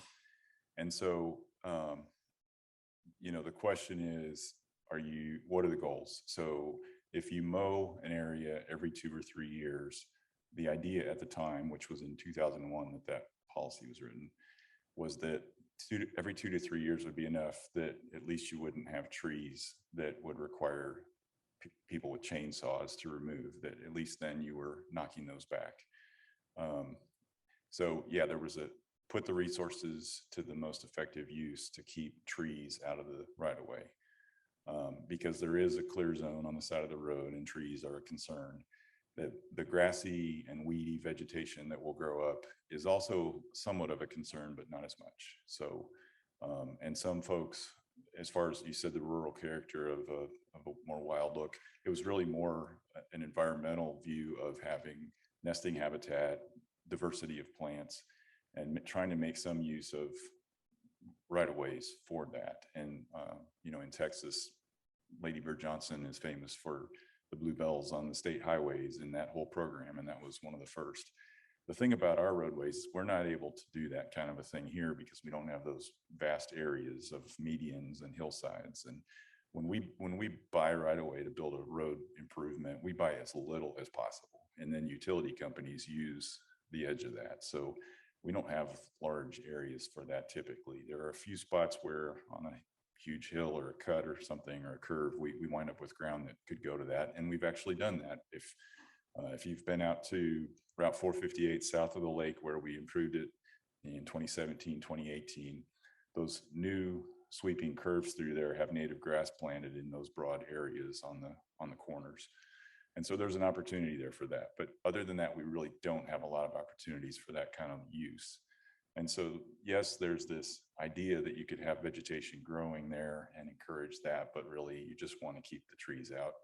So the idea of the full mow out, some people prefer the look, other people don't prefer that. So it's an opinion at that point. Road safety, we really need to focus on the clear zone and keeping trees out. And resources, and those are the issues at hand there. The policy in 2001 tried to address that. It had a very specific map. It heard from a lot of interest groups. It's a similar conversation probably to what's happening right here. So we pulled all that into the plan and haven't changed a lot other than maybe making it less restrictive. And again, we want to lean toward maybe every 2 years if possible. We could use the boom mower which is the mower on the arm in wet conditions maybe, but really that's not going to do it. The idea is that to do true mow out, we would need to obtain a 15-foot mower and another employee to be able to cover all that ground. I think I also want to point out there are some areas of the right of way that we will never mow out. So there are areas that are woody, there are areas that are steep terrain, large drop-offs. And so if we ever say we're going to do full mow out, we need to be careful to say, well, that's where possible, and it's in the clear zone. So there are limitations even to that idea. So to this, Commissioner Reed, follow up on that a little bit. So we heard some comments about how weather is a major impactor, right? And it's the one that nobody has any control over. You just have to be responsive and reactive to it. So we had some comments about how if, anything that was pseudo scheduled to be mowed this year on the three-year mow out, but the weather just doesn't allow for it within a season. Can you talk to me about that? Do you all have like internal processes for noting the ability to follow up in those areas or go back to those areas sooner rather than later so that they're not just overlooked for another cycle of several years? Yes. So Alan is here tonight, and he has been able to somehow keep up with that. It seems very daunting, but when they shut down the tractor at the end of the year and they didn't get to an area, I think they pick right up at the same spot and take off the next year, and or during that year. So yeah, he's very aware of where things are and where we've left things, and that's why that map pretty quickly fell apart, because weather really does play a factor. A wet year, unfortunately, when you can't mow as much, is the year that things are growing more. So it is a continual challenge, definitely. So it sounds to me, I mean, the two barriers currently to doing a more aggressive mow out policy, as has been discussed, is that additional personnel and additional mower. But then I heard you say, we still have to be careful about the language that we're using, since not every single right of way does get mowed. So I'm curious about, so Mr. Kaufman's suggestion was the language use of as needed. So rather than the time schedule. And I guess I'm curious what your thoughts are about that and how that would change things logistically, because you're already not working off of a specific map, but rather internal knowledge about what's been completed and where do we need to pick up the next season.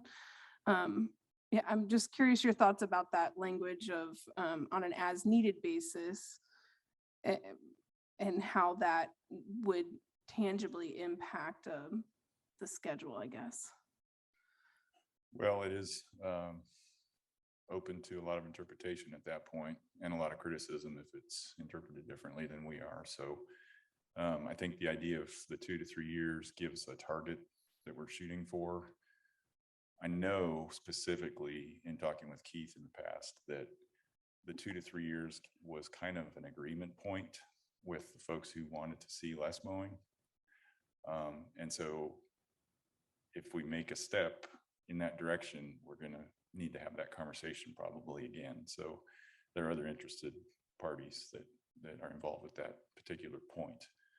I think saying 2 to 3 years gives us the flexibility to keep trees out and maybe over this 2-year period of working with this plan, see how we do and come up with a plan for resources. Because I know for a fact that already this year, Alan has been out trimming trees in areas that got away from us.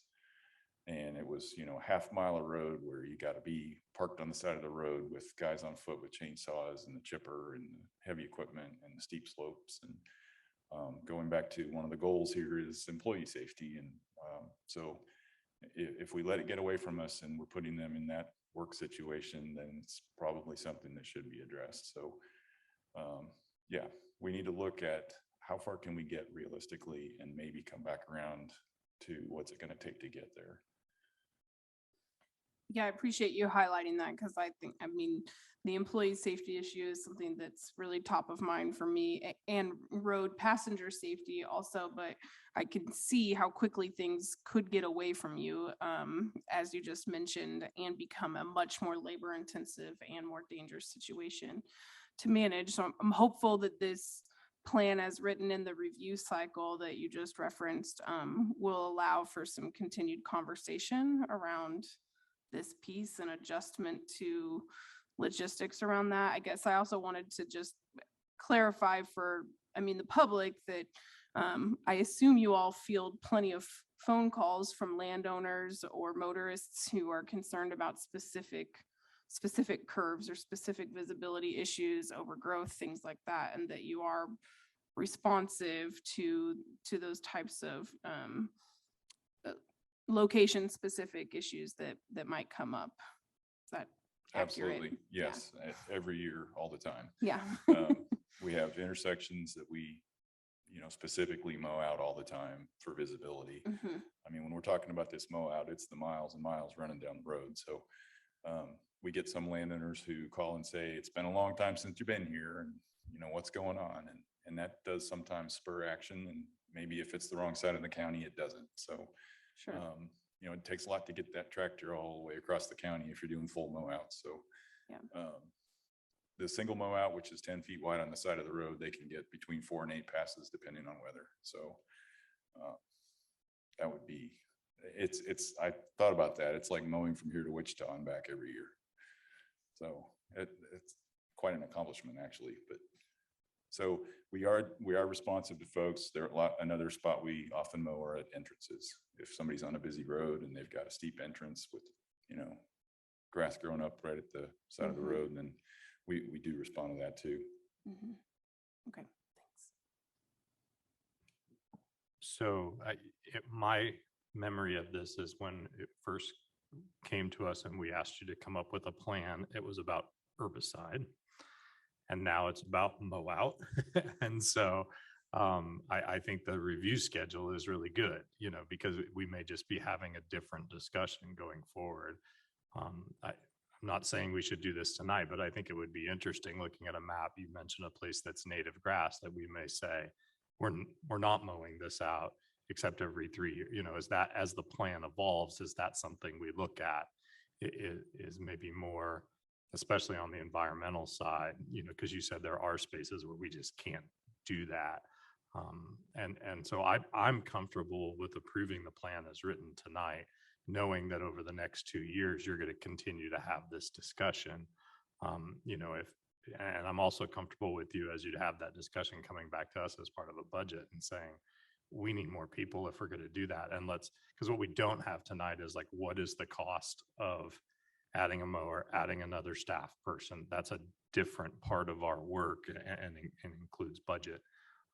But that may be an option we want to look at budget time as you evaluate the plan. So just for other commissioners, I'm fine with approving it the way it is, knowing that we'll look at it again in 2 years.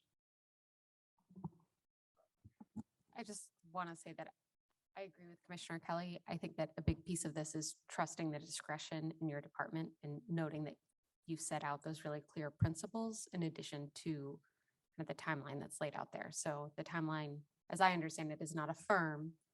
This is making sure that you have the discretion that you need to implement the plan. Commissioner Reed, great. I would concur, and I think that moving forward with approval makes sense right now. And I just want to repeat appreciation and gratitude for all the work that went into this and how much public engagement was clearly involved. And it's just a really fantastic response to the conversation that got started last year. And I hope this document serves as a really good tool for your entire department moving forward also. With that, I'll take a motion. Commissioner Portillo, I move to approve Public Works Department Vegetation Management Plan. Yeah, and I'll go ahead and second, but as I do, I want to thank all the members of the community that came out, because this is exactly what happened the first time, is that we had members of the community come to us with concerns. It took a full year to develop this plan. So we need to keep having those conversations. Appreciate you coming out. Appreciate Chad and your department and Alan and your department working so hard to make this happen, because public engagement is work. I mean, that is an added requirement on your time. And I recognize that, but I know it's a value of this commission, and I really appreciate this plan being put out there. For those of you who haven't seen it before, we used to just get, this is the state required noxious weed plan. There was really not a lot about mowing and all these other things. Those were internal documents. So Chad, really appreciate your work and your department's work, and appreciate the community coming out. So that was a really long way of seconding a motion. All those in favor, please say aye. Aye. Aye. Thank you. Thank Thanks, you. Chad. Thanks, everybody who came out to join us for that. And also appreciate your patience through our technical difficulties earlier. So with that, we'll move on to item 3.4. Consider proposed jail rate calculation. Sarah? Thank you, commissioners. Cammie Owens, our budget manager, is here, as well as the sheriff's office, to talk about the jail rate. And I volunteered to sort of kick this off, and I will do my best to not just discuss the whole thing. The current jail rate was established in the last time it was reviewed was in the early 2000s, so over 20 years ago. This has been a part of the conversation back and forth with the city of Lawrence and our reviewing of agreements. However, the rate that is charged is not a specific agreement with each municipality. It is a rate that has been set by the county and then communicated to the cities. And just to clarify for public that might be listening online, this would be a rate that a city would pay, not an inmate, that the city would pay the county for a municipal prisoner. So for a person in the jail that is there on municipal charges. So what has been done in the past really was not inclusive of the full costs associated with operating a jail. It did not include any benefits for the employees that work in the correctional facility, and those benefits are pretty substantial, including health insurance and KP&F, and it did not include a number of other costs. So what we did this year, and I really appreciate the work of the sheriff's office in helping us track down all the costs and that are sometimes not directly in their budgeted funds that we manage countywide, and work with Cammie to really help us come up with what we believe is an appropriate rate. So hopefully I didn't say everything you plan to say, Cammie, and I'll turn it over to you to talk about what we've come up with. Okay, so I really want to go ahead and point out that the jail rate was previously skewed by a couple of other factors as well. And that is that some of the expenses such as medical care and out of county cost and any transfers to equipment reserve were not included in the total. And then it was taken on a 3-year average to keep the cost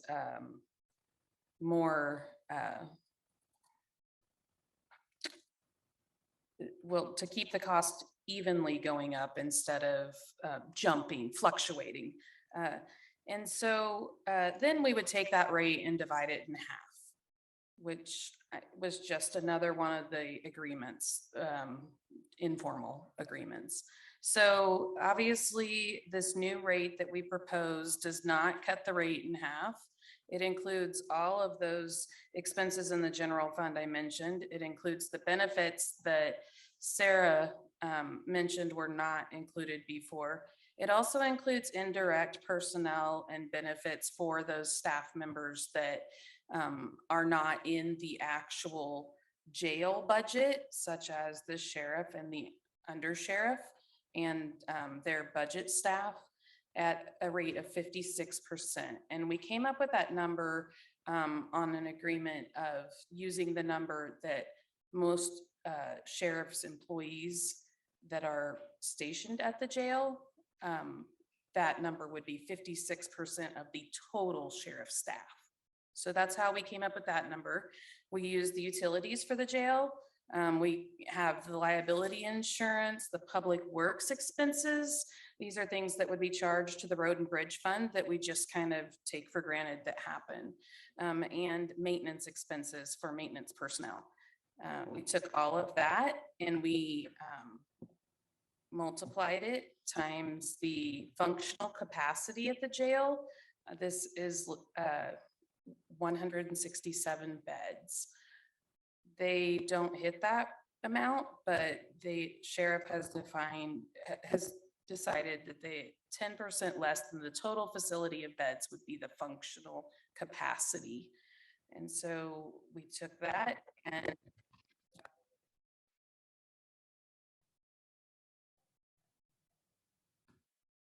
oh, it's back.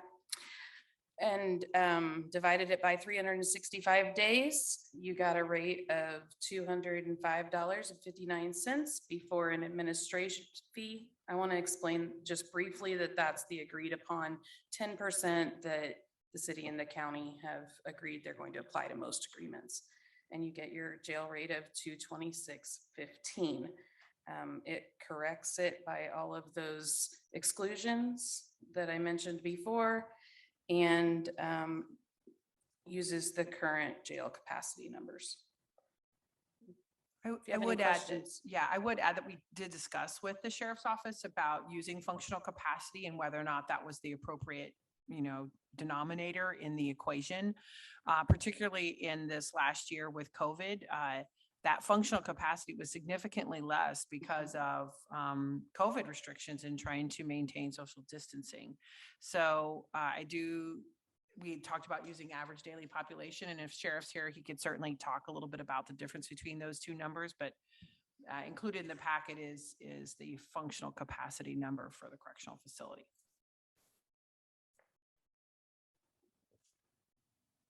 This is Commissioner Reed.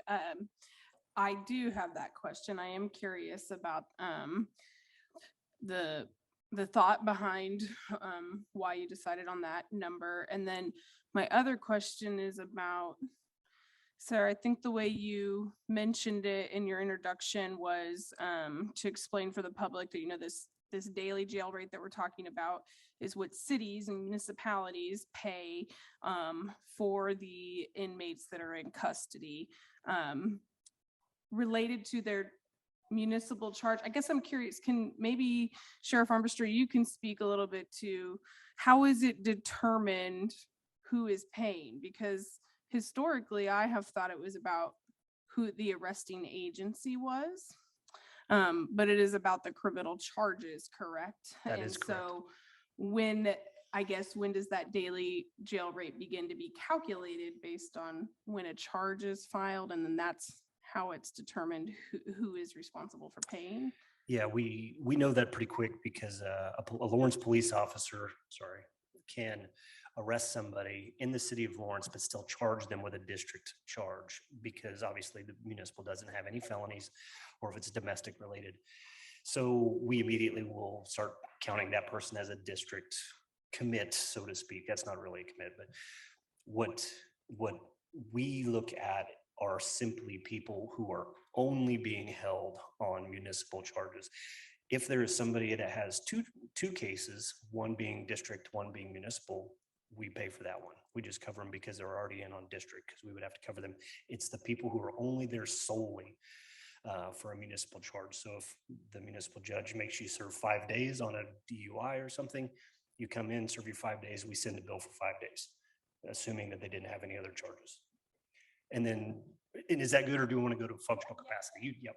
No, that answered my question perfectly. Sorry, I combined them, but the other one was just about that calculation mechanism and how you landed on that number. Yeah, so functional capacity is typically figured at a 10% decrease of what your total bed.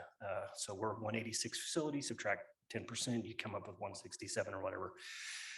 Because you always have to leave a little bit of headspace to allow for the influx of people coming and going. So you never want to have a facility completely full because there's always somebody coming in the front door without people going out the back door. So that's where that comes from. Now, I want to clarify in that I've talked a lot about functional capacity with our jail specifically. And those are the same words used completely differently. So our jail has this very moment as we speak, in my opinion, has a functional capacity between 135 and 150. And that's based on the makeup of our inmate population. So I've used that term to talk about that. Where we're talking about functional capacity, and this is where I'm talking about, we have a 10% headspace, so therefore we can operate at that 167 level to be functional on paper. So my functional capacity is real life, this one's paper. If we were, and frankly, it's more beneficial to the other party, because obviously if we move down to 135, that would change the numbers drastically. So we're error on the side of the payee in this case. Thank you. I appreciate that clarity. And it would be one of those things that say, if we had, we've got some minimum units that were designed for minimum capacity that have more open style housing. If we were to change those, it might impact this functional capacity number, because it just depends. It depends on how if there were cells put in that place, how it would be configured. So if that helps kind of explain why there's such a difference between an open style, an open minimum classification unit versus a celled unit.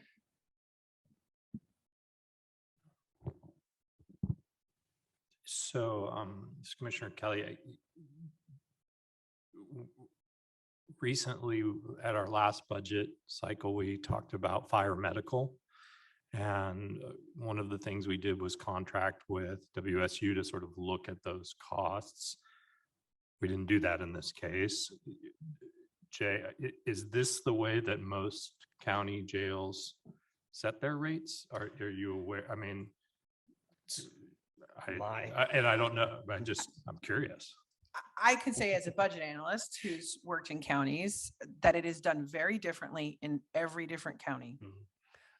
So I don't know that there's a best practice or a model for us to follow, but obviously I defer to the sheriff if he's got more specific information. I was going to say the same thing, in that they're done differently everywhere. And I don't believe it's ever been done this way in this county before. And so that's where we're ready to have the discussion as to how we came to this number. But we feel very confident that we can explain and show that this is the correct number that should have been used all along.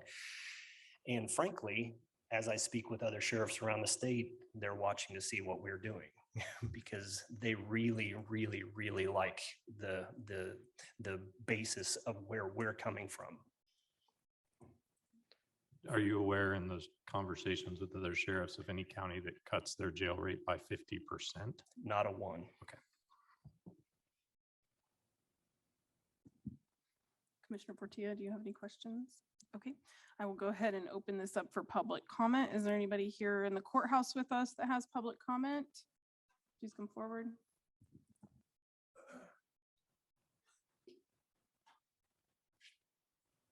Brian Connor, I haven't moved from Lawrence in the last 30 minutes since I was last up here.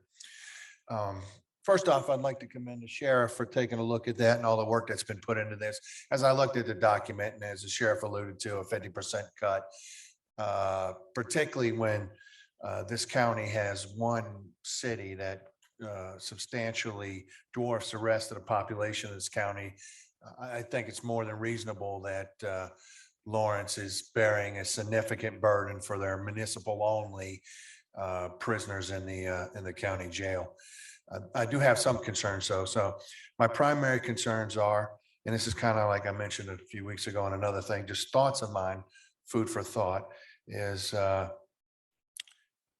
as we look at determining the rate and adjusting the rate going forward, where we are and where we will almost certainly be over the next 24, 36 months period relative to substantially higher inflation rates than we've seen since Jimmy Carter was president, and how that's going to potentially affect what the rate's going to be.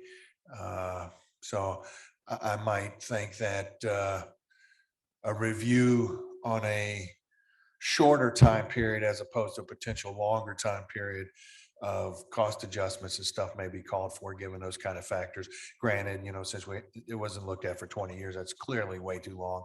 But perhaps we would consider, a review of the rates in 3 years as opposed to maybe 5 years or something we might have thought about. That's just one thing I wanted to bring up. And I wasn't quite clear on the explanation of how we got the specific factor of 56% relative to how we're arraying those costs into this. So folks that are secondarily involved in activities in the jail, but are employees of the sheriff's office. I didn't quite understand how we arrived at that. Just a couple things I wanted to bring up, and that's all I've got. Thanks. Thank you. Anybody else here in the courthouse with us that has public comment? Okay, seeing none. Anybody online with their hand raised? Okay, I'll bring this back to discussion amongst commissioners. To address that last question during public comment, my understanding is that it really accounts for the correctional facility based staff, that the sheriff's department has multiple units and responsibilities, including court security and patrol and correction staff, and that 56% arrives from the folks who are specifically based at our correctional facility. Is that accurate, Cammie? Yeah, yes, that is correct. And those employees do work for the jail as well. Yeah, thank you. Well, I really appreciate the math, the particular math on this, and the very thorough accounting for all of the costs that go into this. As has been stated, I think that a review of this is long overdue. And Cammie, you mentioned in your introduction that it's an example of an informal agreement that has sort of existed for a long time. And I, for one, am really glad to see a thoughtful way of formalizing the process moving forward. It's something that can be across the board and referenced. I think it's fair the way that the calculations have been determined. It feels completely fair to me, and I understand that functional zero, or the functional capacity, not functional zero, sorry. The functional capacity issue a little bit better now. So I really appreciate the work that's gone into this. I think it's much more fair than it has been, and I'm glad that we are no longer giving a 50% discount I'm hopeful that we are no longer giving a 50% discount to municipalities for this jail rate. Any comments or discussion from other commissioners? Just a quick question maybe for Sarah. This was an informal agreement since 2000. Have you had any discussions? I had a few discussions with city commissioners about the new jail rate that was being proposed. What would be sort of the next steps as we talk about it with our municipal partners? So if it's the wish of the commission, desire of the commission to change the jail rate moving forward, what I would do is I would author a letter that would notify our municipal partners that for 2023, so for the budget year of 2023, that this would be the new jail rate. And I'd share all the information and probably even a little bit more of the detail and the math behind how we got where we got, and with each of the city managers so that they could use that in preparation for their 2023 budget development process. So this would not be the new rate starting tomorrow. We would give our city partners time to plan for an adjustment in their 2023 budget processes. Obviously, the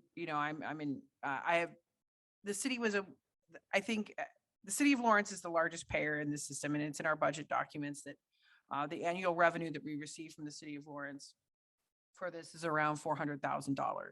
The revenue for the city of Baldwin is $800, and the city of Eudora is $2,700. So I've had conversations with the Lawrence city manager. I've not had conversations with Baldwin and Eudora, and they're aware that this is coming. I did not share the specifics of the dollar amount, but they do know that they were paying half. So, and the 2022 jail rate was $119.33 a day. Our proposal is that the 2023 proposed jail rate will be $226.15. So pretty much half. I'll communicate that with the city manager, and then obviously if there's additional need or discussion or concern, I can bring that back to the commission and the sheriff, and we can have further discussions. But I'm hopeful that, because of all the conversations we've had with the city about the review of rates, that this is anticipated. Thank you. Okay, well, I think I'm ready for a motion if there are no further comments. This is Commissioner Portillo. I move to direct staff to share with cities the new jail rate calculation. Second. All those in favor, please say aye. Aye. Aye. Great. Thanks so much, Cami. Thank you, Cami. Okay, moving right along to item 3.5, our 2022 healthcare plan renewal. Michelle Spreer is here to walk us through the plan renewal. Welcome, Michelle. Now that everyone's exhausted, we can talk healthcare.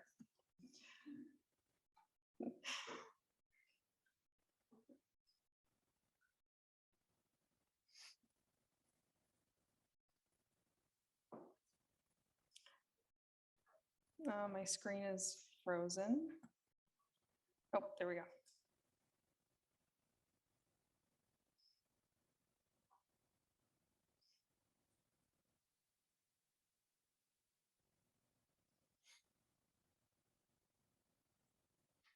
Okay. All right. So last time we were here talking about healthcare, one of the directives from you all was to come up with a transition plan. We had talked a lot about doing a full replacement healthcare plan, getting rid of the PPO and doing a more consumer-driven healthcare plan. After that meeting, I got a lot of feedback from staff, feedback from the healthcare committee. I thought a lot more about it. And the overwhelming response was, we want choice. And I know that, and that comes from Willis, also our broker. They most of their book of business offer choice. So that was the direction we went, instead of doing a transition plan, so to speak. It doesn't mean we won't ever transition back to a single plan, but I think right now, I think choice is the answer. So with that, so just some recommendations. These are kind of some highlights. One thing I've wanted to do for a while is unbundle the dental from the medical, again, giving people a choice. Increasing the annual maximum on our dental plan. I don't think the $1,250 has really kept up with inflation of dental cost. And you typically see more of a $1,500 to $2,000 maximum. It had a very small impact on our plan cost, because this really is a controlled cost. So implement the HRA, or the health reimbursement account, as an option in addition to the PPO. We're not recommending any changes to the prescription plan. We are adding or recommending that we add a fourth coverage tier for payroll contribution purposes. Right now we have 3 tiers, kind of splitting that up, and I think that helps people more fairly pay for the coverage that they have. It is more expensive to cover a spouse than it is a child. I think that's probably common sense. The older we get, the more medical care we need, the more, we're getting colonoscopies and, all that fun stuff as you age. And covering a child just doesn't cost as much. So I think people will more fairly pay for the coverage that they have if we have it split between 4 tiers. Projected increase to total plan cost. And so your total plan cost are your admin fees, your network fees, all that kind of stuff, claims, it's the whole ball of wax. Projected 2.3% increase, and that is down from 4.9% since we will no longer have the Burt Nash population on our plan. The total funding requested is $7.4 million. Again, that's down from 8.9. You know, when we had Burt Nash on the plan, and I know money will go to Burt Nash, just through a different avenue, you know, than the healthcare plan. And then the funding assumes a 15% migration over to the HRA plan. And Willis has kind of said that's the typical migration, especially in a first year of implementation. I'm hoping to see a little bit more than that, but they said count on about 15. So our current program, just a snapshot of what we're looking at, 1,000 individual deductible, 1,500 family, out-of-pocket max 3,200 and 5,500. Contributions per paycheck, which include dental right now, are on the screen. Again, there's the 3 tiers there. So that's just a quick snapshot of what we're doing now. So going forward for 2022, the recommended PPO plan design, we're not recommending any benefit or plan design or plan design changes. So the things that are covered now will continue to be covered like they are. Keeping the deductible the same. The goal of a PPO plan versus a consumer-driven plan is a lower deductible, but you pay more for that plan. So we're not recommending an increase to the deductibles or out-of-pocket maximums for in-network claims. Adding that employee plus spouse tier. Dental would not be included in these rates again, because I'd like to carve that out. So this is what the recommended employee contributions would look like. Again, it was kind of hard to do the math on what the difference is, since we're kind of changing up those tiers a little bit. So this will take some work for employees, and we're working on those communications now.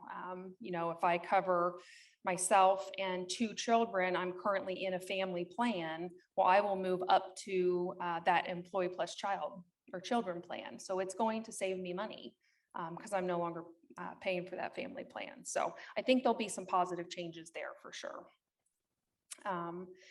The HRA plan design, again, we're not recommending any of those benefit coverage changes. You know, all the routine stuff, all that stuff still paid for like it is now. Deductible of 1,500 individual, 3,000 family, and then out-of-pocket maximum 4,000 individual, 7,000 family. Adding that extra tier in there, giving some seed money, you know, 250 for an individual and 500 for family. Again, those funds will roll over if you don't use them. All of this will be discussed during open enrollment meetings. Again, dental not included, and then you can see the contributions, you know, compared to where we're at currently, and then what an employee could pay. So if I remain on that family plan, you know, I'm going down to 169 a pay period for my medical, plus a small portion of the dental.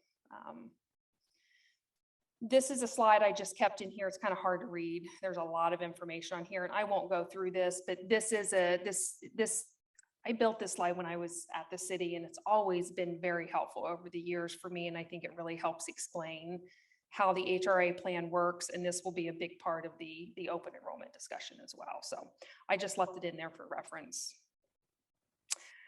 Dental plan, again, no coverage changes, you know, still covering, you know, your routine stuff at 100%. Deductible, we're not recommending deductible changes. Like I said, we're recommending that maximum annual benefit be raised. It would be a standalone plan with its own contribution. You can see dental it's not an expensive benefit. So the per pay period is relatively low on this plan, but this would give people a choice if they just want to stay on the dental plan and drop the medical. You know, it's going to take those conversations with family members, spouses, you know, figuring out which plan they want to be on.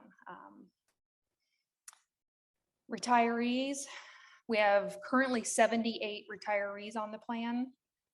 And I think that's probably a pretty steady number over the years. As ones drop off, you know, new ones come on all the time. The county would offer both healthcare plans to retirees. And then their monthly premiums are on the screen as well.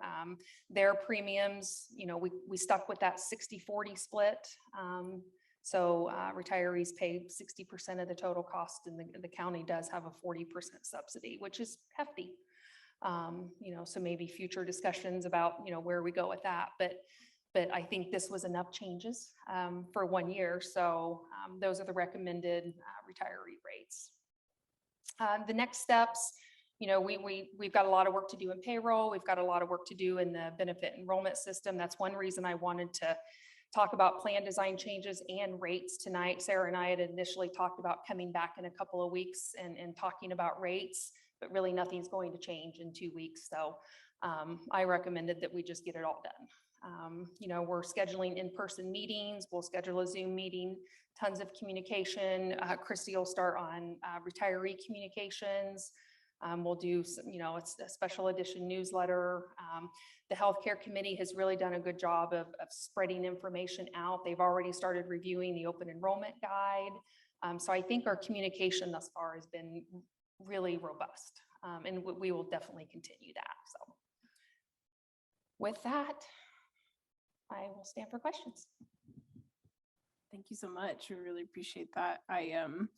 This is Commissioner Reed. I am really grateful for and impressed by the responsiveness to the feedback and discussion that we had at our meeting a few weeks ago, and to the staff concerns. I think that you're right that the internal and external communication has been really strong, and that folks are getting their questions answered. I've heard that feedback in some conversations, and just really appreciate that you heard that overwhelming request for choice and adjusted accordingly. And I recognize that that's additional work for staff, and that it's more to keep track of. But I think it's really positive responsiveness to what county staff is asking for. So I appreciate that. Yeah, we'll get it done. Yeah. I don't have any questions. I just wanted to compliment that work. Any questions from commissioners? So, yeah, I think the communication has been really well. I did want to clear up, we did have an email to commission, and I appreciate those employees that asked those questions. It's really helpful to hear those. And one of the questions was, is the county planning to go to a high deductible plan next year?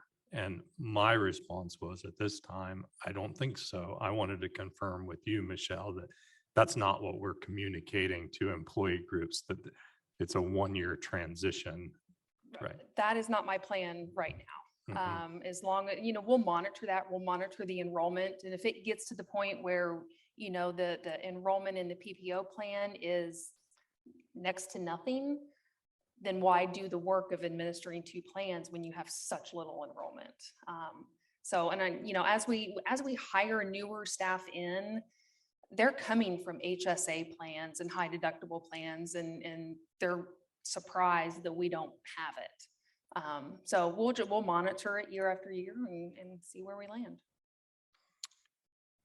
Yeah, I just wanted to confirm that. I, as Commissioner Reed said, I appreciate that when we first talked about this, seems many years ago now, there was a big concern about being able to staff it. And I think maybe with Bert Nash taking it on, maybe that was part of it, but I'm really pleased that you feel confident that you'll be able to staff a choice plan. Yeah, and I think it's just, I've done it before, and had I not done that before, I might have a different feedback. Sure. But yeah, I'm comfortable. Christy and I both come from the city where, I think we'll be fine. Well, thank you for that extra work. Yeah. I appreciate it. And I think some of that is in recognition of the fact that previous commissions have allowed us to add additional staff positions. It wasn't very long ago that we didn't have the staff to be able to do this. And so thank commissions for being able to add resources. And we are looking to add additional administrative support and admin to help us support this work as well. So appreciate the commission understanding that both of those things are required to do those things for employees. So, and maybe your previous HR manager was less flexible, which was me. So I really just also thank Michelle for her willingness to always just really look out for employees and what is in their best interest. Any other questions from commissioners? Okay, I'll go ahead and open this up for public comment. Is there anybody here today in the courthouse that would like to make public comment? All right, seeing no hands. Do we have any virtual hands on Zoom? Okay, close public comment. Any further discussion amongst commissioners? Okay, I'll gladly take a motion. This is Commissioner Portillo, and I move to approve recommended healthcare plan changes, county funding, and employee retiree rates for the June 1st, 2022 renewal. Second. All those in favor, please say aye. Aye. Great. Thank you so much, Thank you, Michelle. Thanks, Christy. Commissioners, we have been going for a while, I know, but we did have that small break. I don't know if you need a break or if you're ready to just keep moving through. Okay, we're going to take a 5-minute break. Thank you for that, Sarah. We will recess and come back at 7:59 by my clock. Thanks.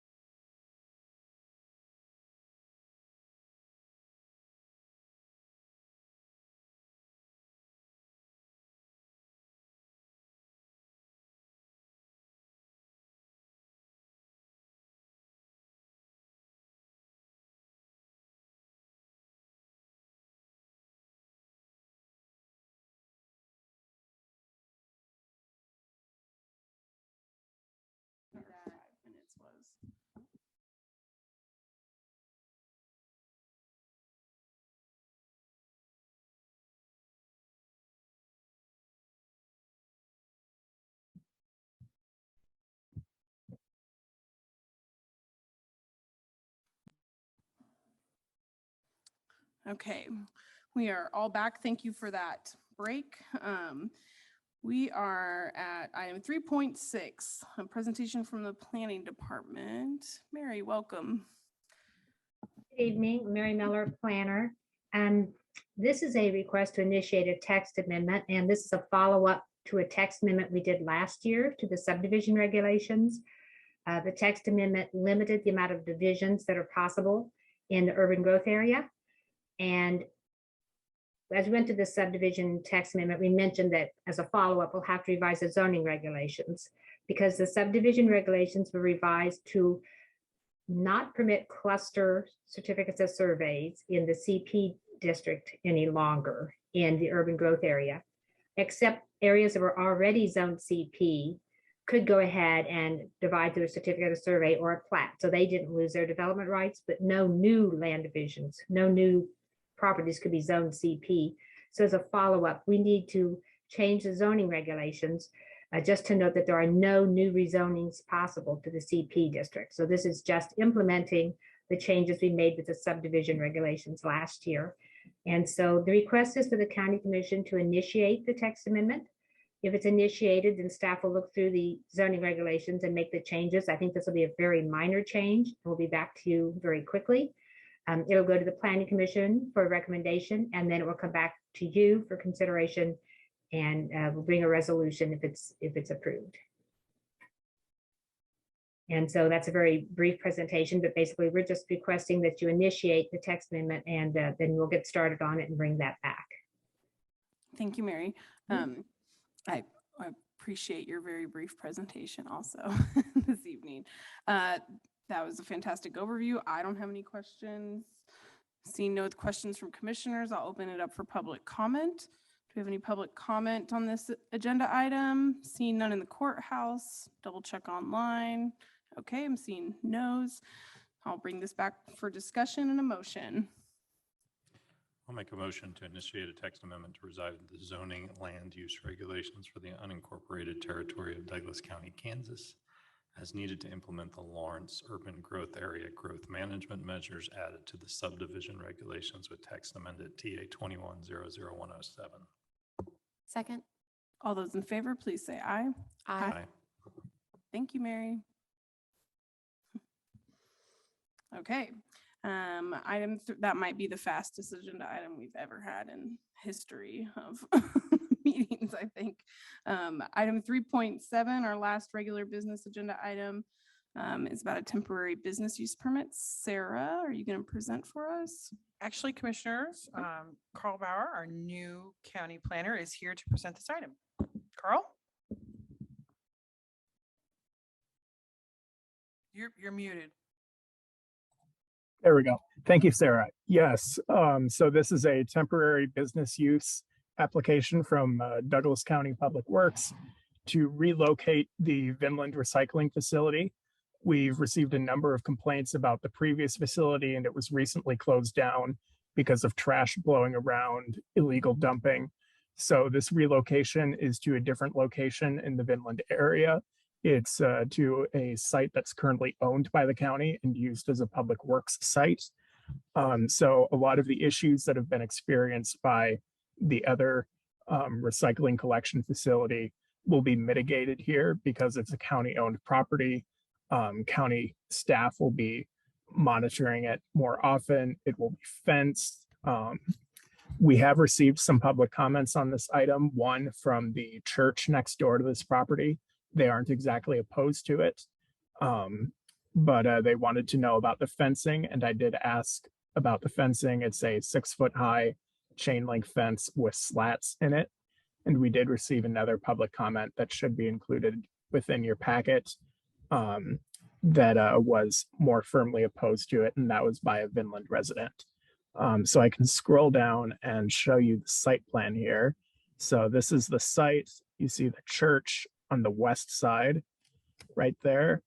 And then you have North 700 Road on the south side. Across the street, you have the Vinland Airfield and the aviation business located there. So the proposed recycling drop-off yard, you see right here, it's a 90-foot by 90-foot gravel surface. And then these squares right here would be the drop-off sites. And as you can see, it would be gated, so it could be closed if necessary. So with that, trying to keep it brief, I'm available for any questions, and the applicant, Chad Voigt, I see is in the audience as well. Commissioners, the only thing I'd add to what Carl said is that, really appreciate the work of staff to try to quickly address this issue, both the Public Works team and, in addition to Chad, Doug Stevens and his crews that have been helping us with the old location and that will help us monitor the new location. I really appreciate their work, as well as Kim Kreiner Ritchie with our sustainability team, who has worked with our hauler on this issue. I know there were a lot of questions about how often we have pickup. We are really limited by the hauler and their availability as to when we can have a pickup. So I know there's a lot of folks that just say, well, why don't you just pick up every day? Well, the hauler is not available to pick up every day. So we have to work within their schedule. Our real lever here in terms of managing volume is the number of bins. And so hopefully with this site, we can manage that with additional bins. We're going to do what we can with the hauler to see if there is additional pickup needed in this location. I also don't want to close the door that we might need a secondary location in southern Douglas County. So our hope was to address this initial issue and get a better location. But if volumes continue to sort of overreach our capacity, I think that's something we could bring back to the commissioners to look at an additional location in the southern part of the county. Thank you. Commissioner Reed. Chad, as the applicant, do you have any comments or anything you want to add?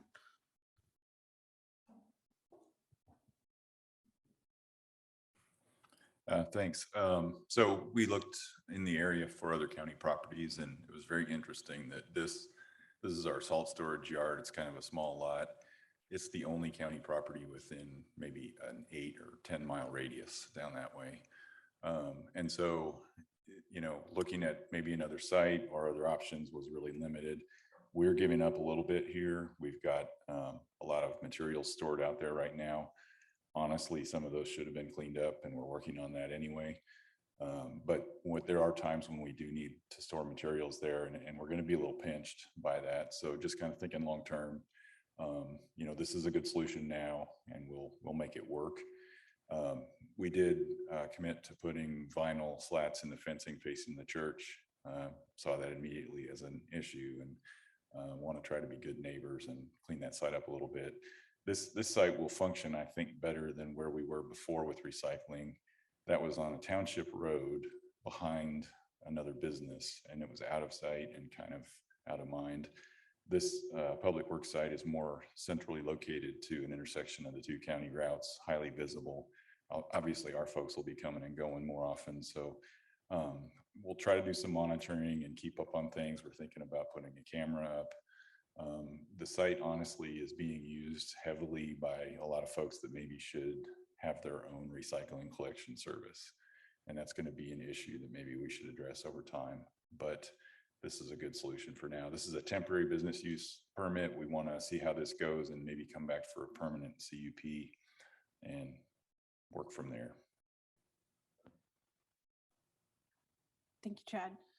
Any questions from commissioners?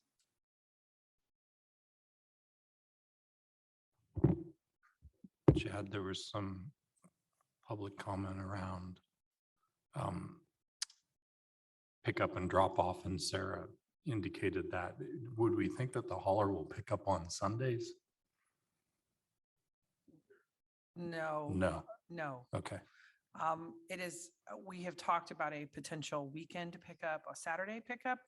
I'm trying to get cost for that information. It could be substantially cost prohibitive. So we'll get that and bring it back to the commission if we think it will be cost prohibitive.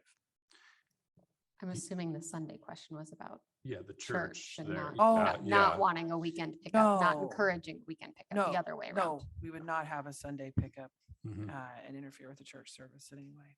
Yep, that's where I was going. I'm still. No, yeah, you're thinking from and the fence probably wouldn't be open on Sundays either, would it? I mean, Well, so the gate is there as a maybe, as an option. If we're getting like middle of the night junk drop-offs, then we may close the gate. The problem with with gate closing, it's kind of like Wells Overlook, that kind of falls to the sheriff. And that would be more work for them. So we don't want to commit to having it gated and closed, but if, you know, there's some issue that starts developing, that's going to be there as an option. Commissioner, I appreciate you bringing up that question, Commissioner Kelly, because I thought about the sheriff and the enforcement piece around a closed gate, and also just imagine that a closed gate for folks who arrive when it's convenient for them might just be inclined to dump outside that gate or throw things over the gate, and then things aren't making it into the bin, and now we're having some of the same issues that we saw with the previous site. Any further questions? You answered my question about the fencing, so I appreciate that. I will go ahead and open this up for public comment. Do we have anybody here that would like to provide public comment? Go ahead and come forward. Thanks for waiting through our long meeting to get to this item. Thank you, commissioners.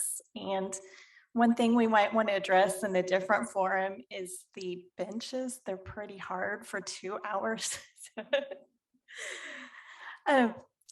My name is Melanie Kaufman, and I live at 697 East 25 Road in Vinland. And Vinland is a scenic, historic town that a lot of us are in the middle. We're pouring our hearts into rehabilitating these historic buildings. And that is for the enjoyment and the satisfaction of people to come far into the future.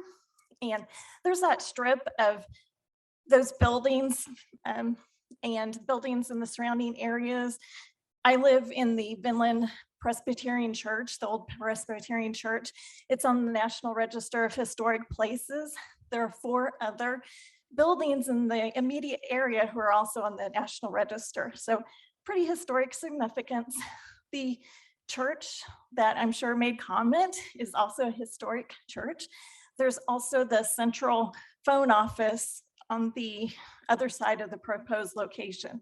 So just to keep that in mind.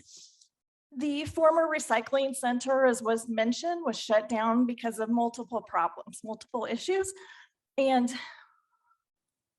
relocating might solve some of the problems, but it will just usher in new problems.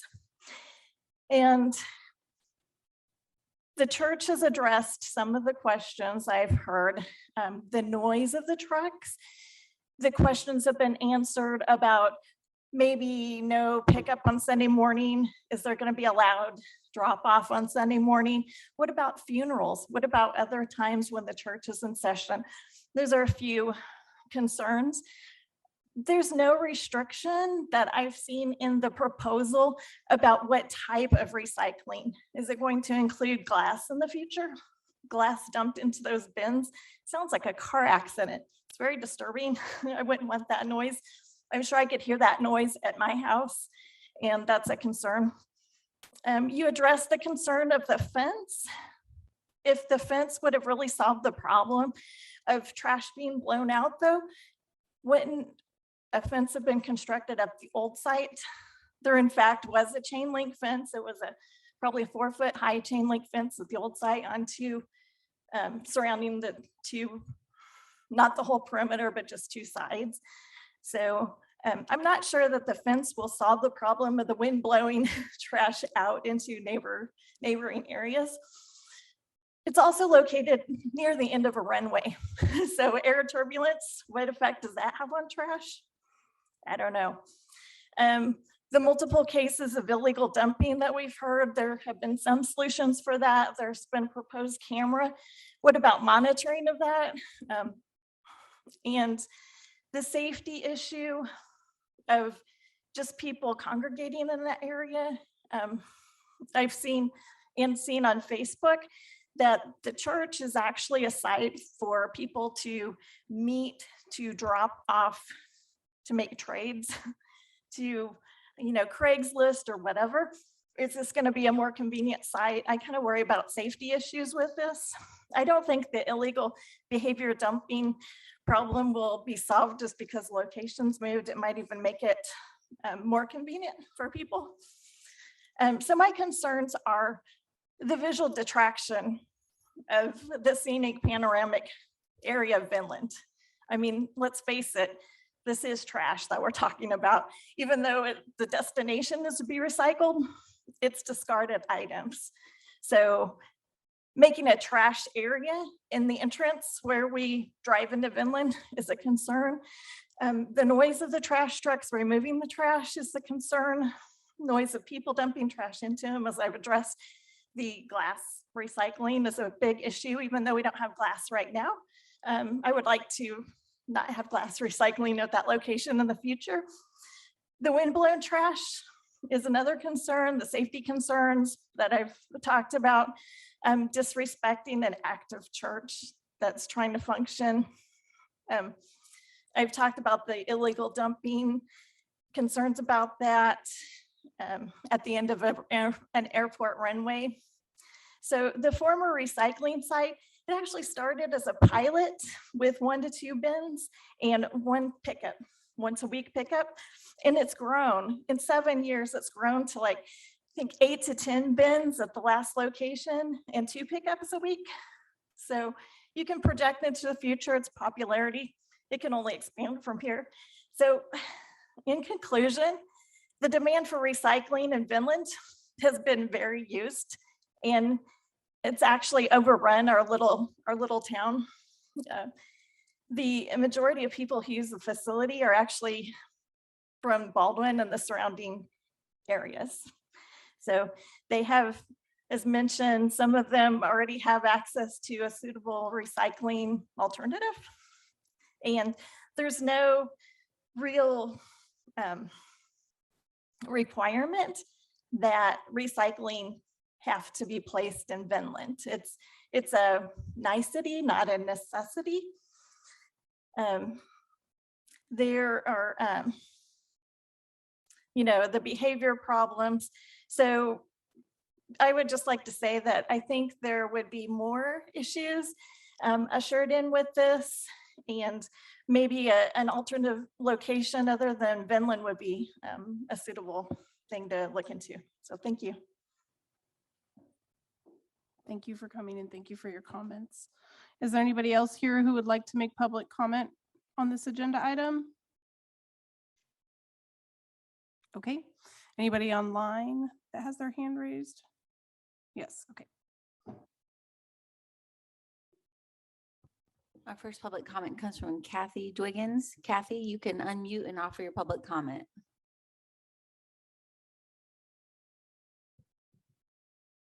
Kathy?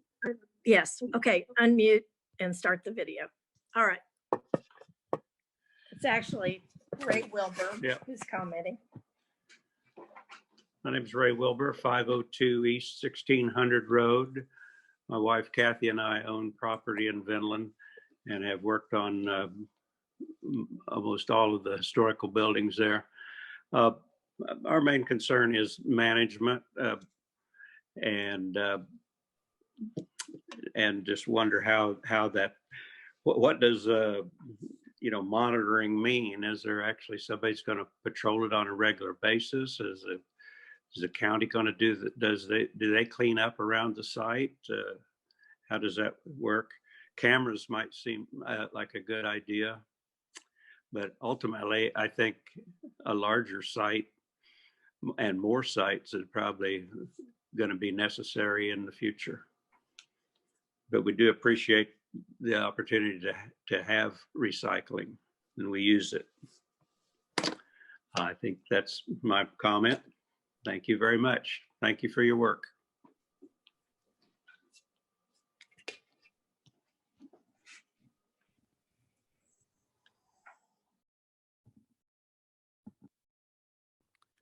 Our next public comment comes from Lance Ryder.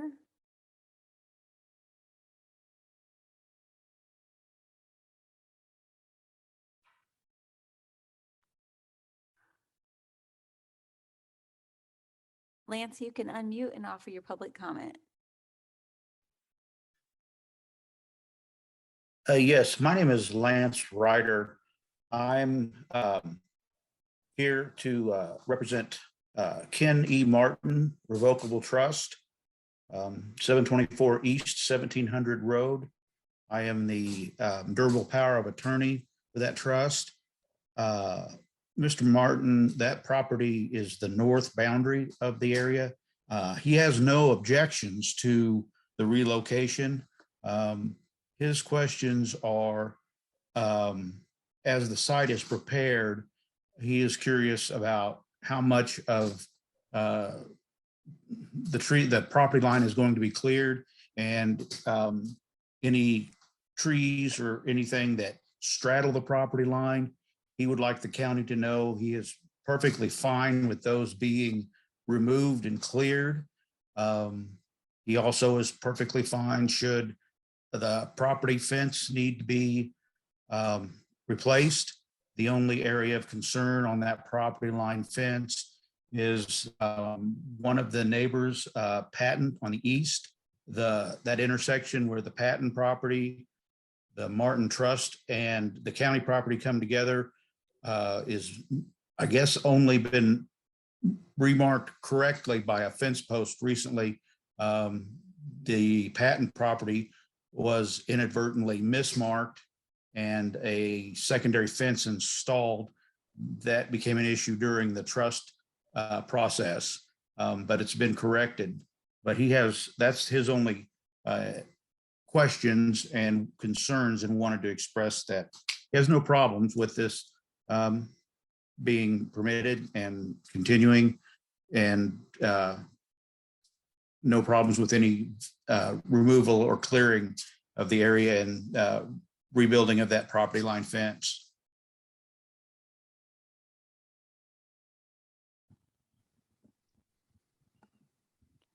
Thank you. Thank you. Jill, do we have any other online commenters? I don't see any, no. Okay, thank you. Okay, I'll go ahead and close this, close public comment and bring it back for further discussion amongst commissioners. First, wonder if staff have any responses or clarifications that they want to give to any of the questions or comments that we received. I can let Chad talk about the fence line if that's more of an issue. Related to just more general comments about the location and the site. As Chad said, we have very little county-owned property in that part of the county. So our options are very limited in terms of another location, and just because of the rural nature, there's less public space. So our options are really limited. There is a high demand. We did hear from a lot of folks that really want us to put a location back in that area. I wish I could say we would have perfect compliance and that we would be perfectly able to monitor every person who came in there and verify that they had a county unincorporated area address and did not have a Baldwin City address, but that's just not feasible and possible. But ultimately, I think we feel that this location will be a better served for that part of the county than the location at the Vinland Fair. Yeah, and following up on that, the previous location, I came to find out that when we approved the Flory Dairy site, there was a requirement for them to provide dust control on the road that we were using for the public to access the recycling site later. So there's some correction to some things that's occurring here that is good. Mr. Wilbur asked what monitoring would mean, and it's really just the intent of that comment was that we use that site regularly, so we'll be able to see if things are happening or getting out of hand. And it's not going to be something that's manned for the purpose of recycling. It's just a site that is available that will be visible, clearly designated. The fence is the public recycling area. All the other areas will continue to be a public works function. And so that concurrent use will help kind of just keep an eye on things. The landowner to the north, I appreciate that comment. We specifically are aware of some drainage issues that are occurring, and there's a residential property to the east that we need to be cognizant of that if we do something wrong with grading, that will cause some ponding in the backyard. So the back fence line is actually where we're going to continue to allow drainage to go. And we held the recycling site off of the back line for that reason. So that back area, other than being cleaned up and cleared of piles, is going to remain as it is. Don't have any plans to remove trees. If there's a reason to, then certainly that's good to know that there's no objection to that. But overall, the site's going to be graded so that it drains well. I think currently, stockpiles have a way to have a life of their own. And currently the church is actually receiving some runoff that they shouldn't. So reworking some of this is going to address that too. So overall, I think that addresses those comments that I was hearing, unless somebody can think of something else. I think this is Commissioner Reed. I just wanted to follow up about, I guess, some questions specific to the vendor. So one, just want to clarify types of recycling that we have. So the materials are cardboard, mixed paper.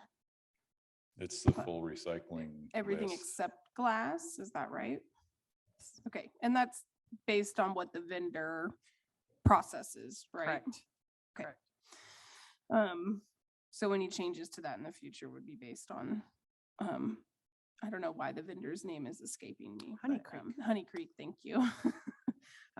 If they were to change that, that would be a different issue. And then I guess I also wonder the schedule of their pickup. I know it's 2 days a week currently, and that those days are guaranteed. Is it a specific time of day? Like, how specific is that schedule? Do we know? I'd have to talk to Kim. I don't have that information readily available as to what specific time they would plan to be there. Okay. I bring that up because if it is a consistent, we know it's consistent days, but if it's a consistent enough schedule that can be communicated to the church, for example, as active neighbor that might have things like middle of the day activities or funerals, things like that, to know the schedule may be helpful in those planning purposes and communication, if it is consistent enough. Otherwise, I think that the questions were addressed, and Sarah, I appreciate your comments, and that it's limited options. And I think, and it is true that for the past several weeks, for me in particular, since this is part of my district, I've heard from a number of folks that are missing the access to and use of the recycling site in that portion of the county.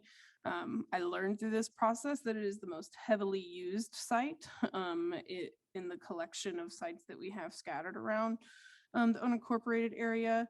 And so I think that, as has been pointed out a number of times tonight, there may be some room for future improvement or addition. And we can think of additional sites or more perfect plans, but this seems like a really solid plan right now to the issue at hand. And I hope that the visibility and the fact that it is on a county-owned site with some increased monitoring at least, and just more visibility publicly, that will contribute to better use and behaviors around that.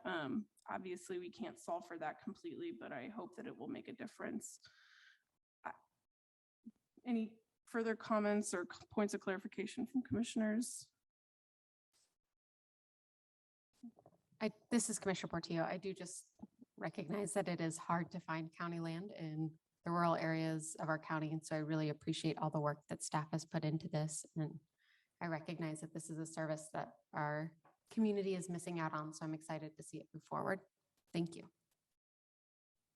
I also want to comment and say I appreciate that this is a temporary business use and that the plan is sort of an acknowledgement. And I think I heard you say, Chad, that like there's some give and take to it because Public Works is going to have to give up some use of this space and it will have impact on the use of this site. And so it may not be a perfect long-term solution. So I appreciate that we're considering this on a temporary basis. It'll give us time to consider other things or see what's working or what's not working about this site before coming up with a permanent solution. So with that, I would love to hear a motion.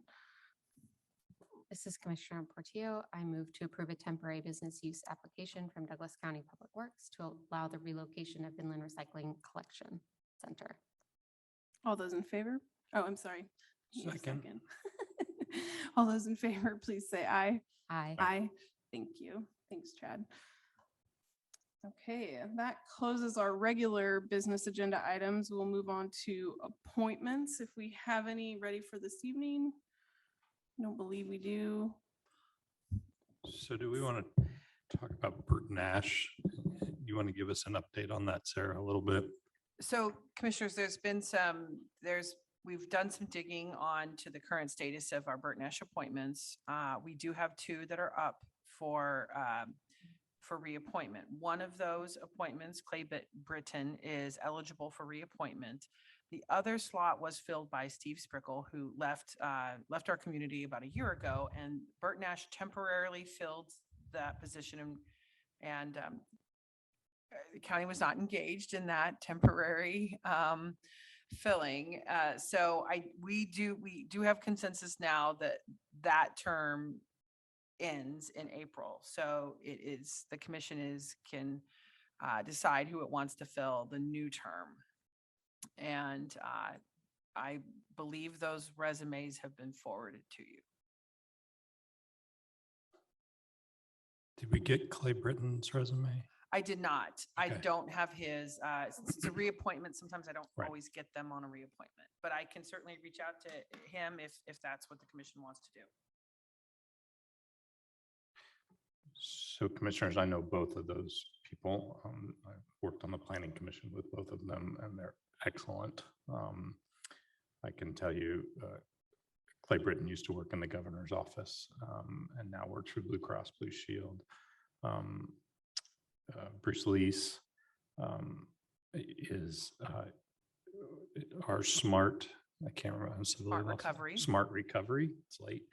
Runs our Smart Recovery program and so is very involved in behavioral health. If we want to wait a week so you can look at those resumes, I'm fine with that. But I'm happy to recommend those two for the Bert Nash board if we want to entertain those, or we can wait a week. This is Commissioner Reed. Thanks for that, Commissioner Kelly. I appreciate that. Knowing that you've had some experience with both of those folks, Sarah, I'd like to see a resume for, I'd just like to see all resumes for folks. I know a few were attached, but to have all of that in front of us and give a little bit more time for consideration would be helpful for me. Try to reach out and get Clay's resume. Any other appointment conversation for tonight? Okay. We'll move on to miscellaneous items. Sarah, what's in your memo for us? Commissioners, you have a memo in the packet. The only thing I want to mention is that we've got a slight switch next week with moving the agrivoltaics conversation to the work session and the city's economic development strategic plan to the 5:30. And there's a lot of dates and upcoming events coming your way. A couple of them have not made. So I'm going to try to forward those and keep those in your memo. So just if you can attend those, let us know. We can help get your reservations in and make sure that we're properly noticed for the Open Meetings Act. One additional thing to potentially notice, KU Innovation Park is having a celebration of correct. 500 jobs in our community. I will be there. And I will probably be there as well. Okay, I'll make sure we get that added to the website. Thank you. Any other miscellaneous items from commissioners? Okay, seeing head nods no, I will go ahead and bring this meeting to a close. We are adjourned. Thank you, everybody.